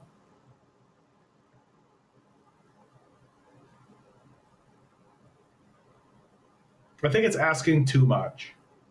It's asking too much of China. It's asking too much of Russia to like stand up and say no. And to like make a whole thing of it. Because that's what we're asking, right? That's what we're saying. We're saying China and Russia should take it upon themselves to antagonize America and should and antagonize its plans. I just don't think it has to.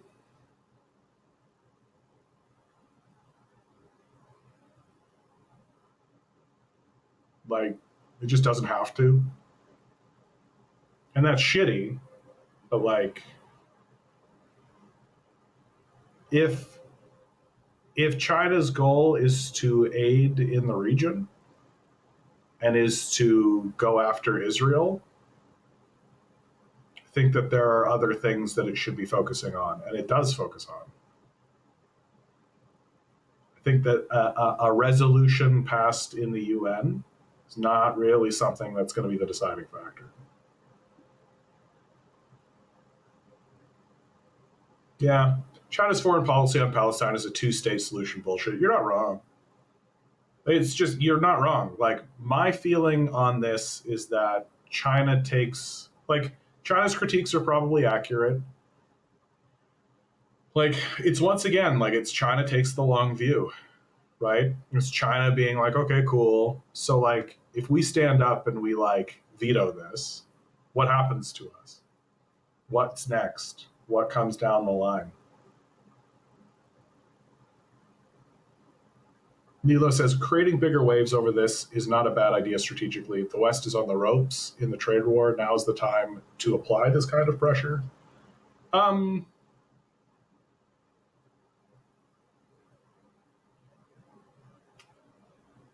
You know what's really, I think, the big thing? You know what I really think it is? Like, okay, it's had the support of numerous important Arab and Islamic countries, including Saudi Arabia. If you ask me, Saudi Arabia is what it does it.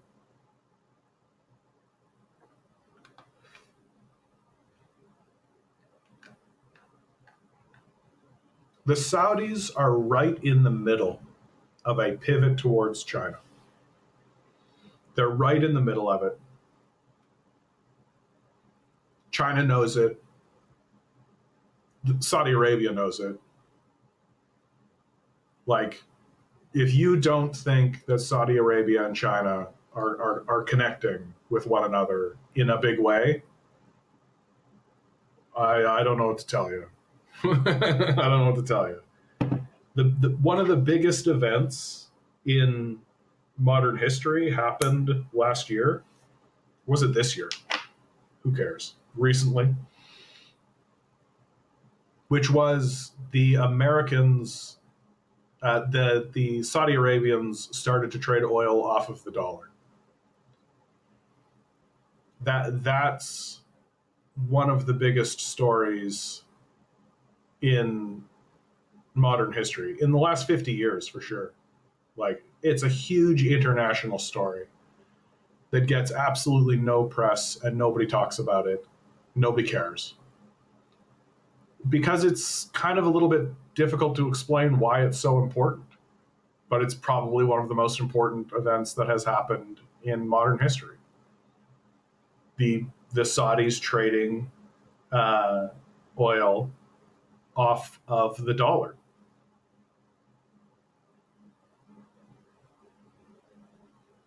And this is because, so since World War II, the Saudis have traded oil on the dollar. And that's been pretty much a guarantee. They've had a contract essentially with the Americans to do that. And that's really strengthened the American dollar. It's allowed the Americans to do a lot of things. It's why Americans have fallen for this stupid idea that money matters. Because it used to be that money was oil, right? So it was actually connected to like a real commodity. Now it's kind of, and it used to be gold, and now it's oil, and then now it's fucking nothing. Now it's just crypto shit. It's literally just like, we have a powerful military and can blow you up. And so people are like, money matters because we can blow you up if you say it doesn't. Like, that's it. Like, my theory of money is straight up just like, how powerful is your military? That's it. How strong is your military? Then you probably have a good currency. Like, take this dollar and give me bananas for it, and if you don't, I'll kill you. Very well, here are your bananas. Here is your dollar.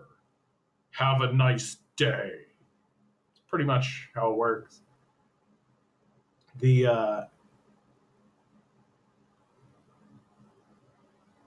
And so since World War II, they've been trading oil on the dollar. That's really helped the Americans be able to create this international trade system that they've had, that they've been benefiting from. And now that's coming to an end. That the Saudis are trading oil off of the dollar, and some of the largest oil deposits on the planet, Venezuela, doesn't trade it on the dollar, and they're trading with the Chinese. The Chinese need that, like they do. They need that oil. Like the world does run on oil, whether you like it or not. And so here's this resolution that we are asking them to stand up and essentially alienate a new strategic partner who is pretty much just coming online right now. Like, the Saudis as a legitimate strategic partner in the world is just coming online right now. And I think China wants to show Saudi Arabia that they're willing to play ball a bit. That if Saudi Arabia says, we're going to move forward with this idea, here's this resolution, I think that the Chinese are going to say, okay, cool, here's our criticisms, here's our concerns, but we're not going to stand in your way. We're not going to support you. We are abstaining. here's our criticisms, but off you go. You share a border with Israel. We don't. So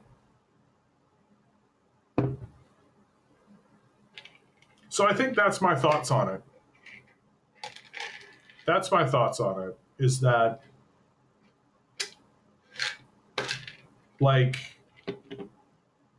I understand that leftists want it to be all purity politics, right? The left wants it to be like China should become the heroes and get in the way, but it's way, way, way more intricate than that. It's not complicated. It's just intricate, right? Like,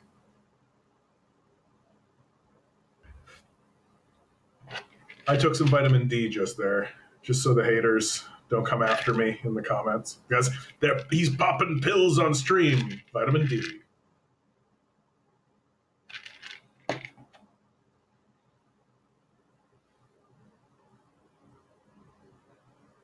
Misty says, the Canadian economy makes such good points that I get excited. I'm glad. I just think that, I don't know, I just think it's important to devalorize these people. Like, I gotta tell you, actually, the more I think about it, the more I'm sitting here looking at it, the more I'm like, yeah, that's the right play for China. That's the right play for China. That, like, I'm with you. I hear you. My heart goes to you. If you're sitting there being like, China should have taken a stand for the Palestinian people and should have struck down this resolution for the very reasons that it mentioned itself. It should strike it down. I get it. Welcome to reality. Like, welcome to real politics, right? And real politics demands, like, what is the benefit to doing it? What does it help? Who wins? Who wins if China strikes it down? It doesn't help the Palestinians, right? Striking down this resolution does not help the Palestinians at all, right? It doesn't help the Chinese citizens.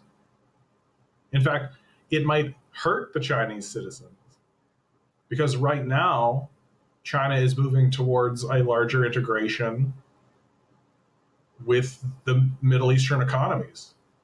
Very famously, Iran and Saudi Arabia, with Chinese guidance, sat down and signed a trade deal. Remember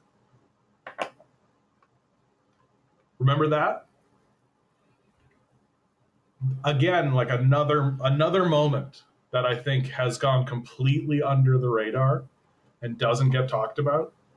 That Saudi Arabia and Iran signed a trade deal with one another. That's crazy. Like, that's actually crazy. You got to go back to like the Ottoman Empire to see those two groups actually agreeing to move forward with stuff.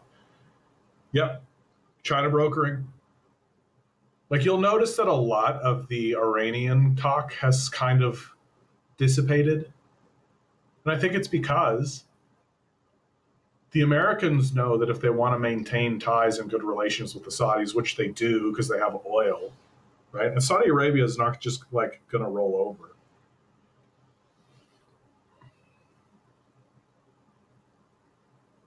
Anyway, yeah, I think my position on this, I think I agree that, like, from a real politics perspective, like, China standing up and striking down this resolution is bad for China. Really bad for China. It's bad politics for China. And it looks to me like they took the best road they could, which was abstention with criticism. Right? Because it's not support. It's just it's just that we don't live in a fairy tale universe, right? Like you have to play politics. And if I was the leader of China, I feel like my ultimate statement would be, look, Saudi Arabia shares a border with Israel, we don't. So Saudi Arabia knows better than we do. We'll let it happen, but we see things. So we have critiques. Anyway, clearly the Palestinian struggle is not a Marxist-Leninist pull for the Chinese. I mean, like, what can they do? Like this is my thing. This is what I keep kind of saying over and over again. Is like what can they actually do, right? Because China is well aware of what America can do. Like China is well aware of what the West can do, right? Like World War II was not that long ago. And that was the capitalists basically standing up and saying, we've had enough of these communists. We've had enough of all this. We need to find some kind of final solution for all this. Right? And it does seem to me like when the Chinese talk about Marxist Leninism, communism, or any of this, they are really taking a very hard materialist perspective. That they really do see Marxism um, as a science, as a material analysis towards a goal. That they don't hold on to an ideological belief system that Mao did. And I think people loved Mao for it.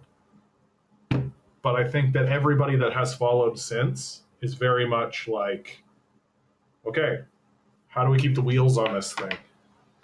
How do we make sure this doesn't all fall apart?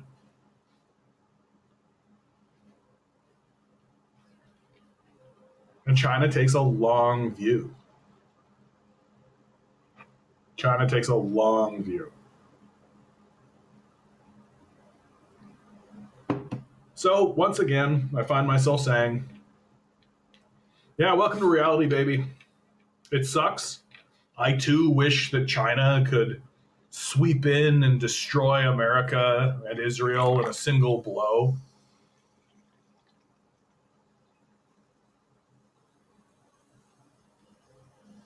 It's not their problem.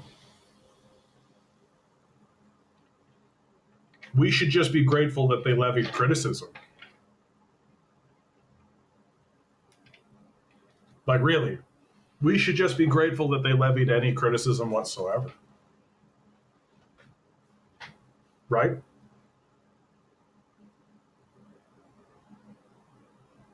Yeah, China and even the Chinese cultural attitude is still very much fuck you, I got mine. I mean, I think that China and America share a fundamental attribute with one another.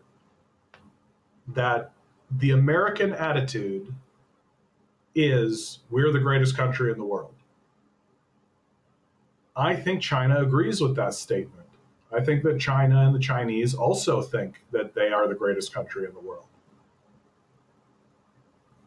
The difference is that America says we're the greatest country in the world, so you should be like us. And China says we're the greatest country in the world, so keep away. We're don't come over here. So China has a more hands length kind of approach to the world, more arm's length, more just like, nice to meet you, right? Whereas America is like big, boisterous, coming into your house, putting his boots up on your table, fucking your kids.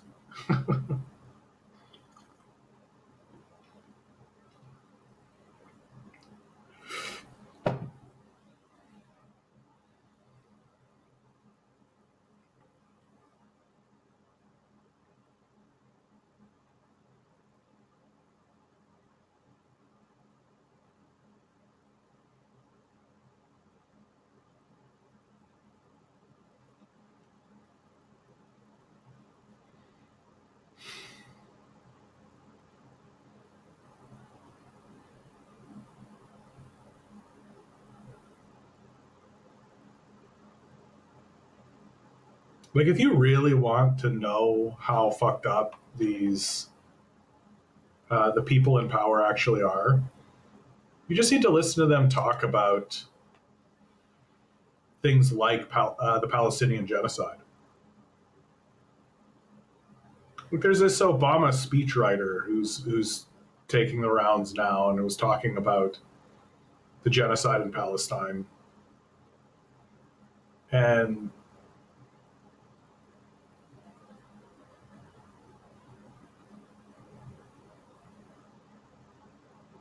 yeah, so confidently neo-lib this speechwriter was.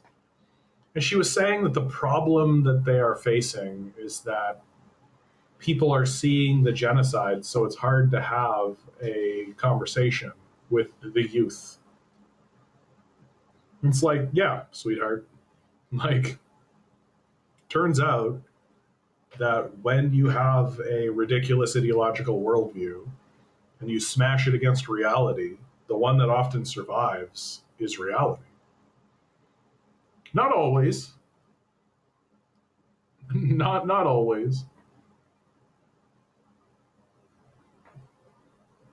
But there is this like total detachment, right? There is this total detachment from reality where people are, at this point, it's willfully detaching themselves from reality.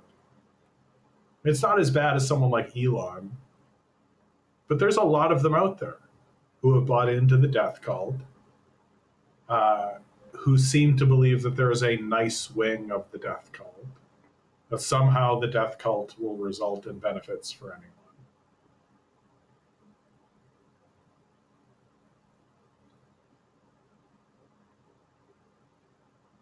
And more, like, just in the same way that like religious fundamentalists will talk with confidence about, the return of Jesus Christ, we're seeing these people really reveal themselves to be religious acolytes, right? That's who they are. That they have found a religion, and that religion is the religion of capitalism. And the things that capitalism does needs to be defended. And the people who are criticizing or standing against the system of capital, well, those people are obviously wrong, right? Those people are obviously wrong because they stand against the system of capital. They stand against my belief system. So even when my system that I defend, rapes children and commits a genocide in the Middle East, even when they completely destroy and fuck everything up for everyone, we just need to do better PR. We just need better propaganda. They're just not seeing things clearly. These are just tough times, and things will get better ahead. It's just a little bump in the road. This isn't a fundamental attribute of my belief system.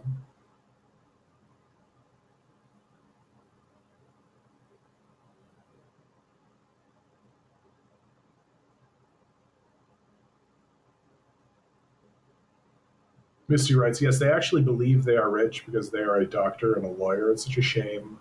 Such an intelligent people are so stupid politically. Yeah. Jay Borg, I see your picture there, mate. So I know who you are, but I hate that they changed the names. I don't like this at all. 1 in 300 million Americans is worth 10 million or more, for your information. Okay. That's just bracketing. JT says, if you're so smart, why aren't you rich? My dad had a little wooden sign that said that, capitalist folksy wisdom. Yeah, I mean, somebody once, it was like a couple of, it was like D&D nerds, on TikTok. D&D nerds show up on my stream all the time because I like D&D and I am a D&D nerd. And I believe, what's his name? Brennan something? Anyway, he pointed out that wealth distribution is just bracketing. right? That if you have a system that allows for a certain group of people to be rich and a certain group of people to be poor, then a certain group of people will be rich and a certain group of people will be poor simply by the happenstance of the bracket that they're in. And it's just bracketing, right? That it has absolutely nothing to do with the work you did or the decisions you made or anything like this. It's just the bracket. He just said it so plainly and so matter of factly. And the moment he said it, I was like, oh, yeah, that's absolutely true. Like, if you have a system that says, yeah, one person is going to have $100 billion, and then you create a series of brackets downward, and someone will fill that bracket.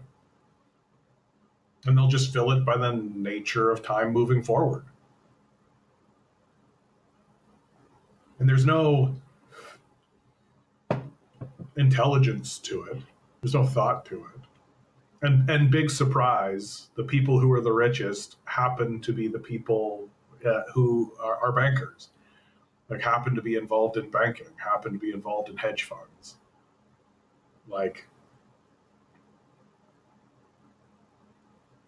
JT writes, I had hoped scientists and other educated folks would be more like Carl Sagan.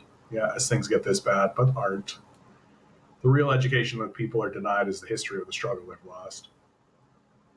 The real education that people are denied is the history of struggle they've lost. I mean, I've given up on the education system entirely as like a valid,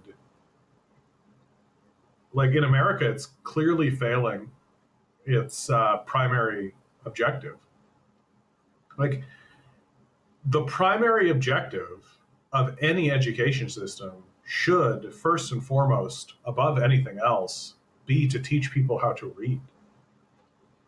Like if you're not teaching people how to read at like a basic fundamental level, you have failed. And Americans can't read.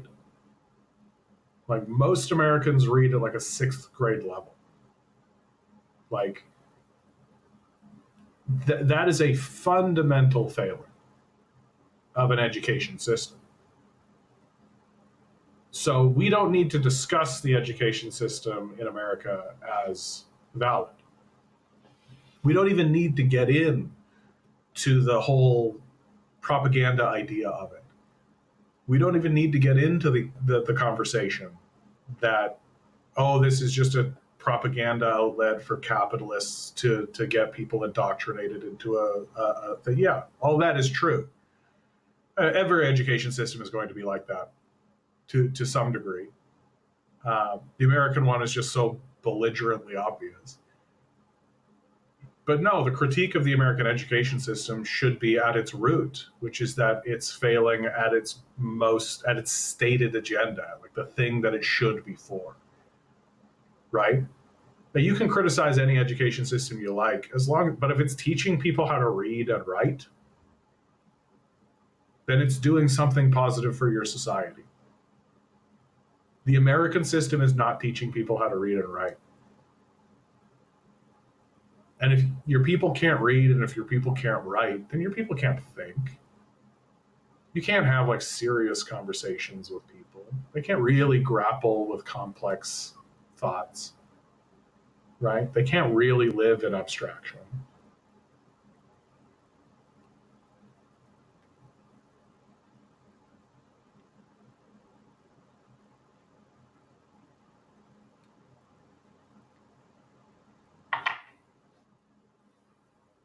And like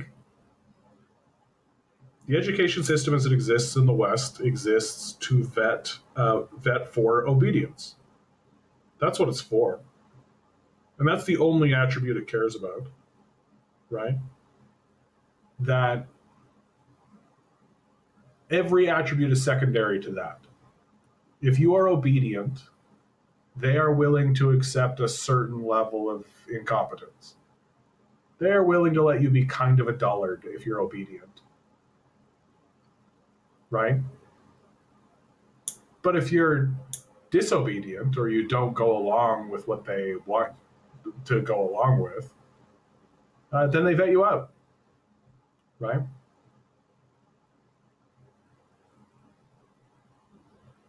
And it's like, now that I'm in my middle age and I have this like retrospective and I look back on my high school as well as university life, it's like, yeah, it's very, very obvious that what they were doing was presenting a series of yes men tests and saying, what can we tell these people to do? Is there a point where they'll say no? Right? Is there a point where they'll finally say no? And if the answer is no, if there is no point to which you will say no, then you're perfect, right? You're the one that's saying I was just following orders, right? Because that's what they want. They want somebody who just follows orders, doesn't really think about what's happening, doesn't really think about where product is coming from, doesn't really think about the supply chain, doesn't really know anything. Because they need people to like manage Walmart, right? And the best manager of a Walmart would just be a ruthless psychopath. Like the guy who was the leader of the Conservative Party before Doug Ford, I forget his name offhand, but he's just this like dead-eyed shark man whose only job was to be a traveling manager, to go to Walmarts and fire people local management wouldn't fire. That was his job. So he's just like an assassin, essentially. Just like a capitalist assassin. He's perfect, right? He's the perfect outcome of the capitalist education system. And I'm sure he has some kind of justification for why this is a good thing to do, why this is something someone should do. My favorite is, oh, someone else will just do it, so I might as well. Yeah, great job for a sociopath. Exactly. Get to override everybody, right? Get to feel like a big shot. That's my favorite, right? You get to feel like such a big shot and ruin someone's day, right? Maybe even their life.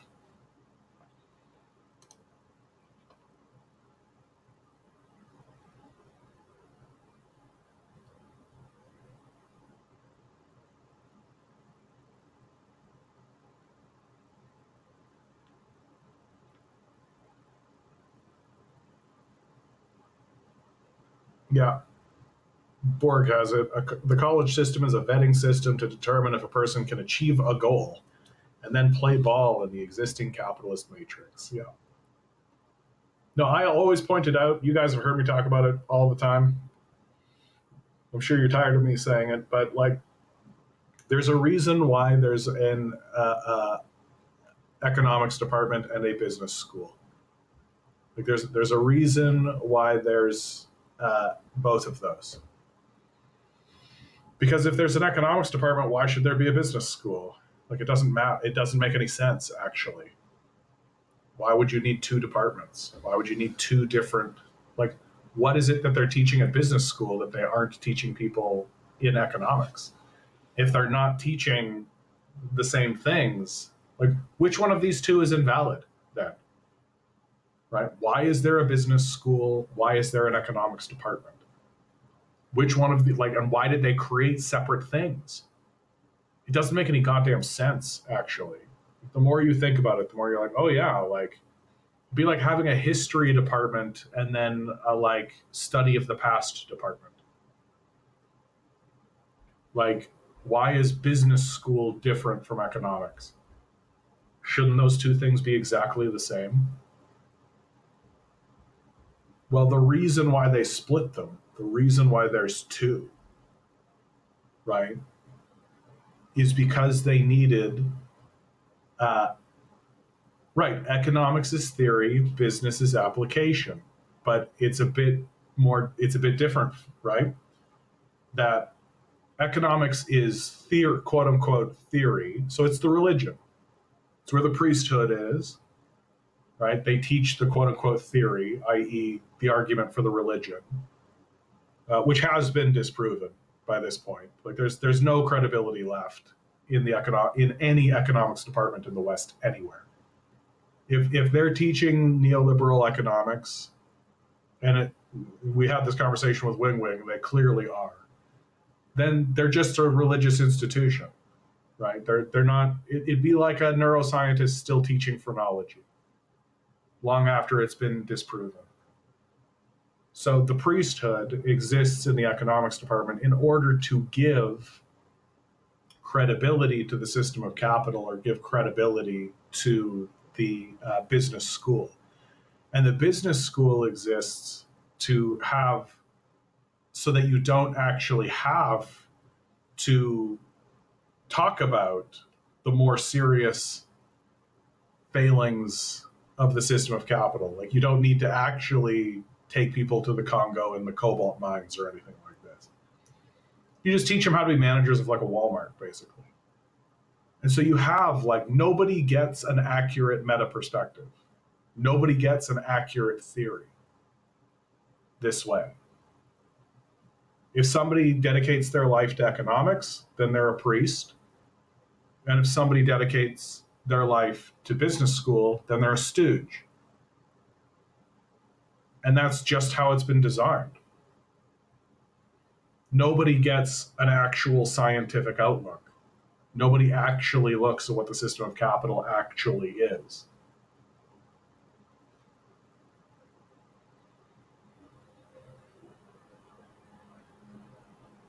Yeah, basically just a bunch of people teaching Hellenism as fact when people have already reached the top of Mount Olympus. Yeah. Yes, the religious mandate is to preach the abstraction on money as having the true value. Yeah. We went from obvious rulers to abstracted systems of ruling power. People are so fooled, unable to see what it is. Yeah, you just need to keep those people dumb and distracted. Like, that's all. If you can keep people dumb, right? And it's not that hard to do. People like to be dumb. I like to be dumb. We do dumb shit all the time. I do dumb shit all the time. Humans are dumb. Like, we're primarily emotional. Yeah, ignorance is bliss, right? That's just it, Misty. Ignorance is bliss. We don't like to think about these things, right? If you truly know the nature of your existence, you'd be panicking. I mean, I don't know, there's just something about that for me. Like, I've never been able to do that. I've never been able to just close my eyes. I feel like recently I've been able to do it a little bit better, but not because I don't want to know. It's just, it's gotten so silly. Like, it used to be much more dramatic. I think it's because I had this sort of feeling, or this sort of theory, this idea. I had this idea that I might be able to stop it. You know? That if enough of us got together and actually made a ruckus about this, and actually, like, fought like hell, and it's just that people didn't know, right? We just need to spread more information, or we just needed that there would be a cessation, or there would be some kind of pivot, or we would move away from it. And now it's happening, right? It's happening. And in so many ways, it's made it less, there's so much less pressure from my perspective. That before, it felt like there was pressure, right? That, like, if we're gonna get in, if we're gonna fight back against this, then we're gonna get ahead of it, and like all this kind of stuff. And now I just see that it's like, nah, like it's going to happen. The society is turning against itself. ICE exists. They're already doing concentration camps.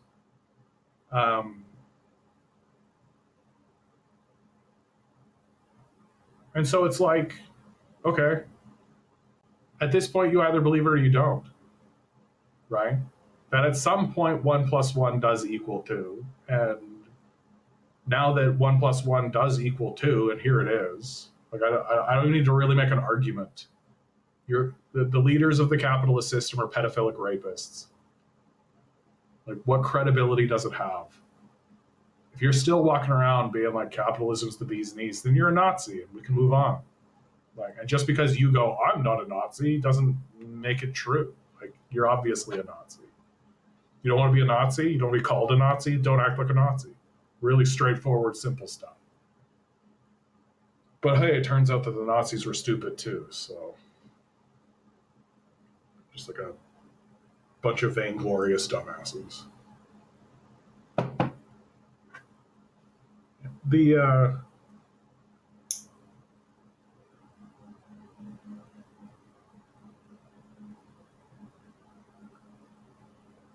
and so now when I look at the news, or so now when I look at it, it's just like I just can't help but be like, it's just cartoonish bullshit at this point.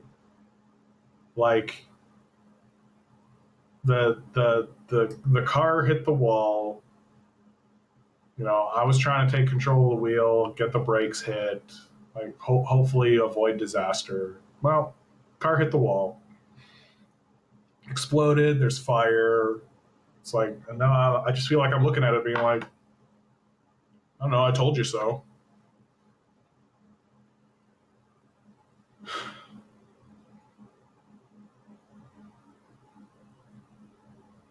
Yeah, JT, I feel this way. To operate as a human, you got to sort of become a ghost in our fascist system or something. Yeah. Like, the businesses are fascist. Like, go and work for any corporation. You're working for a fascist organization. Just very nakedly. And like maybe the owner of it is like a big smiley faced guy and like all this, but the system itself is fascist. And the people who are operating within it are panicking and are being crushed underfoot.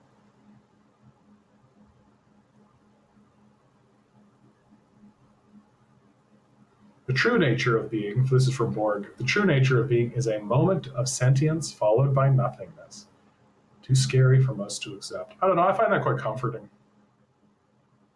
There's something comforting about the understanding that I'm just not gonna have to look at this shit anymore. Like it's just gonna end at some point. And all of the stuff that I've been looking at is just gonna go away. There's something like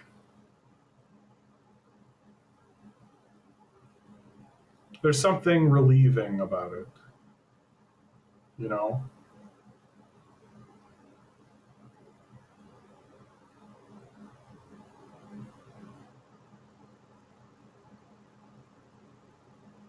That at the end of my life, I suspect,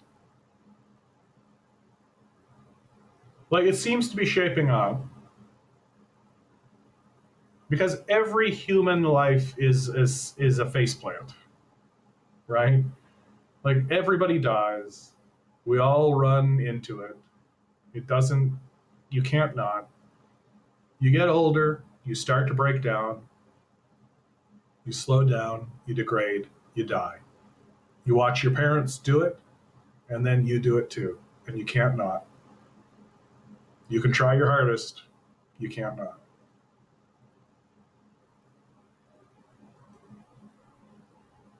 And when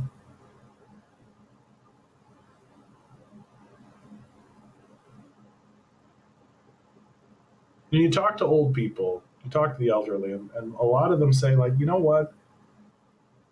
You get to the end of this and you kind of look back on your life and you're like, yeah, it made sense. Things that didn't make sense when they were happening, you look back and you go, oh, yeah, that made sense now. I see how it all fit together. It all fit. And I see that happening for me already. I'm middle-aged here. And I just feel like I'm here to watch the contradictions of capitalism really implode on itself. I'm here to watch these people completely faceplant. Like, not just the West faceplanting, but faceplanting in the face of a system that's arising in front of them, that's clearly just better. So it's going to be like, I'm going to be like 80, right? I've already done half of my life. So the next half, I'm really just going to watch this society uh, absolutely get fucked because we're not doing anything to stop it, right? Like, that's the part about it that I think is so embarrassing for us. And like, I've been trying to rally and I've been trying to make it happen and I've been trying to organize and I've been trying to do stuff to make it happen. But at the end of the day, we want this to happen, so it will. And the people who stand up and go, yeah, this shouldn't happen, there are just entire systems to funnel them away from power and just to funnel them into complete and total dead ends.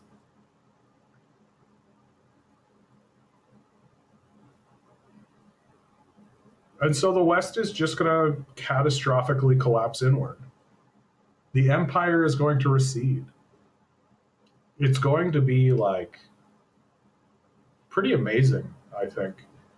I think people will be shocked by how fast it happens. That's the one thing that I really think I'm looking forward to the most is the speed with which the recession happens. Like, it takes a lot of energy to create an empire. It takes a lot of force to create this kind of thing. It takes no time at all for it to fall apart. And it's going to fall apart. It's going to fall apart in big and dramatic ways.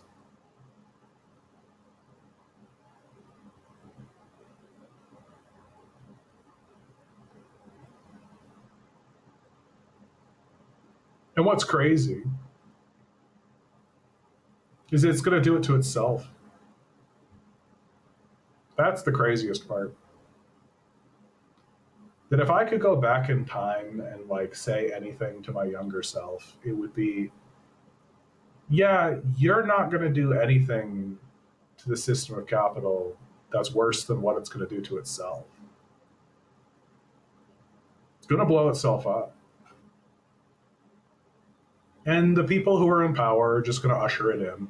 They're not going to do anything to stop it because they're so neck deep in the religious ideology of it that they genuinely actually believe that they're helping. Like, that's the part of it that I think is going to be so fucked up is that, like, a guy like Doug Ford, yeah, he thinks he's helping. Like, these guys think that they're doing the right thing. And they actually do think that the solution is for you to just get a better job. Like, this religious ideology that has taken over, this death cult that has taken over, needs to be more seriously discussed as a religion. And I just don't see anybody doing it. Like, I feel like I'm the only one that's actually taking that seriously. I think people will say it sort of flippantly, but no, this is a religion. And it's a religion that's failing.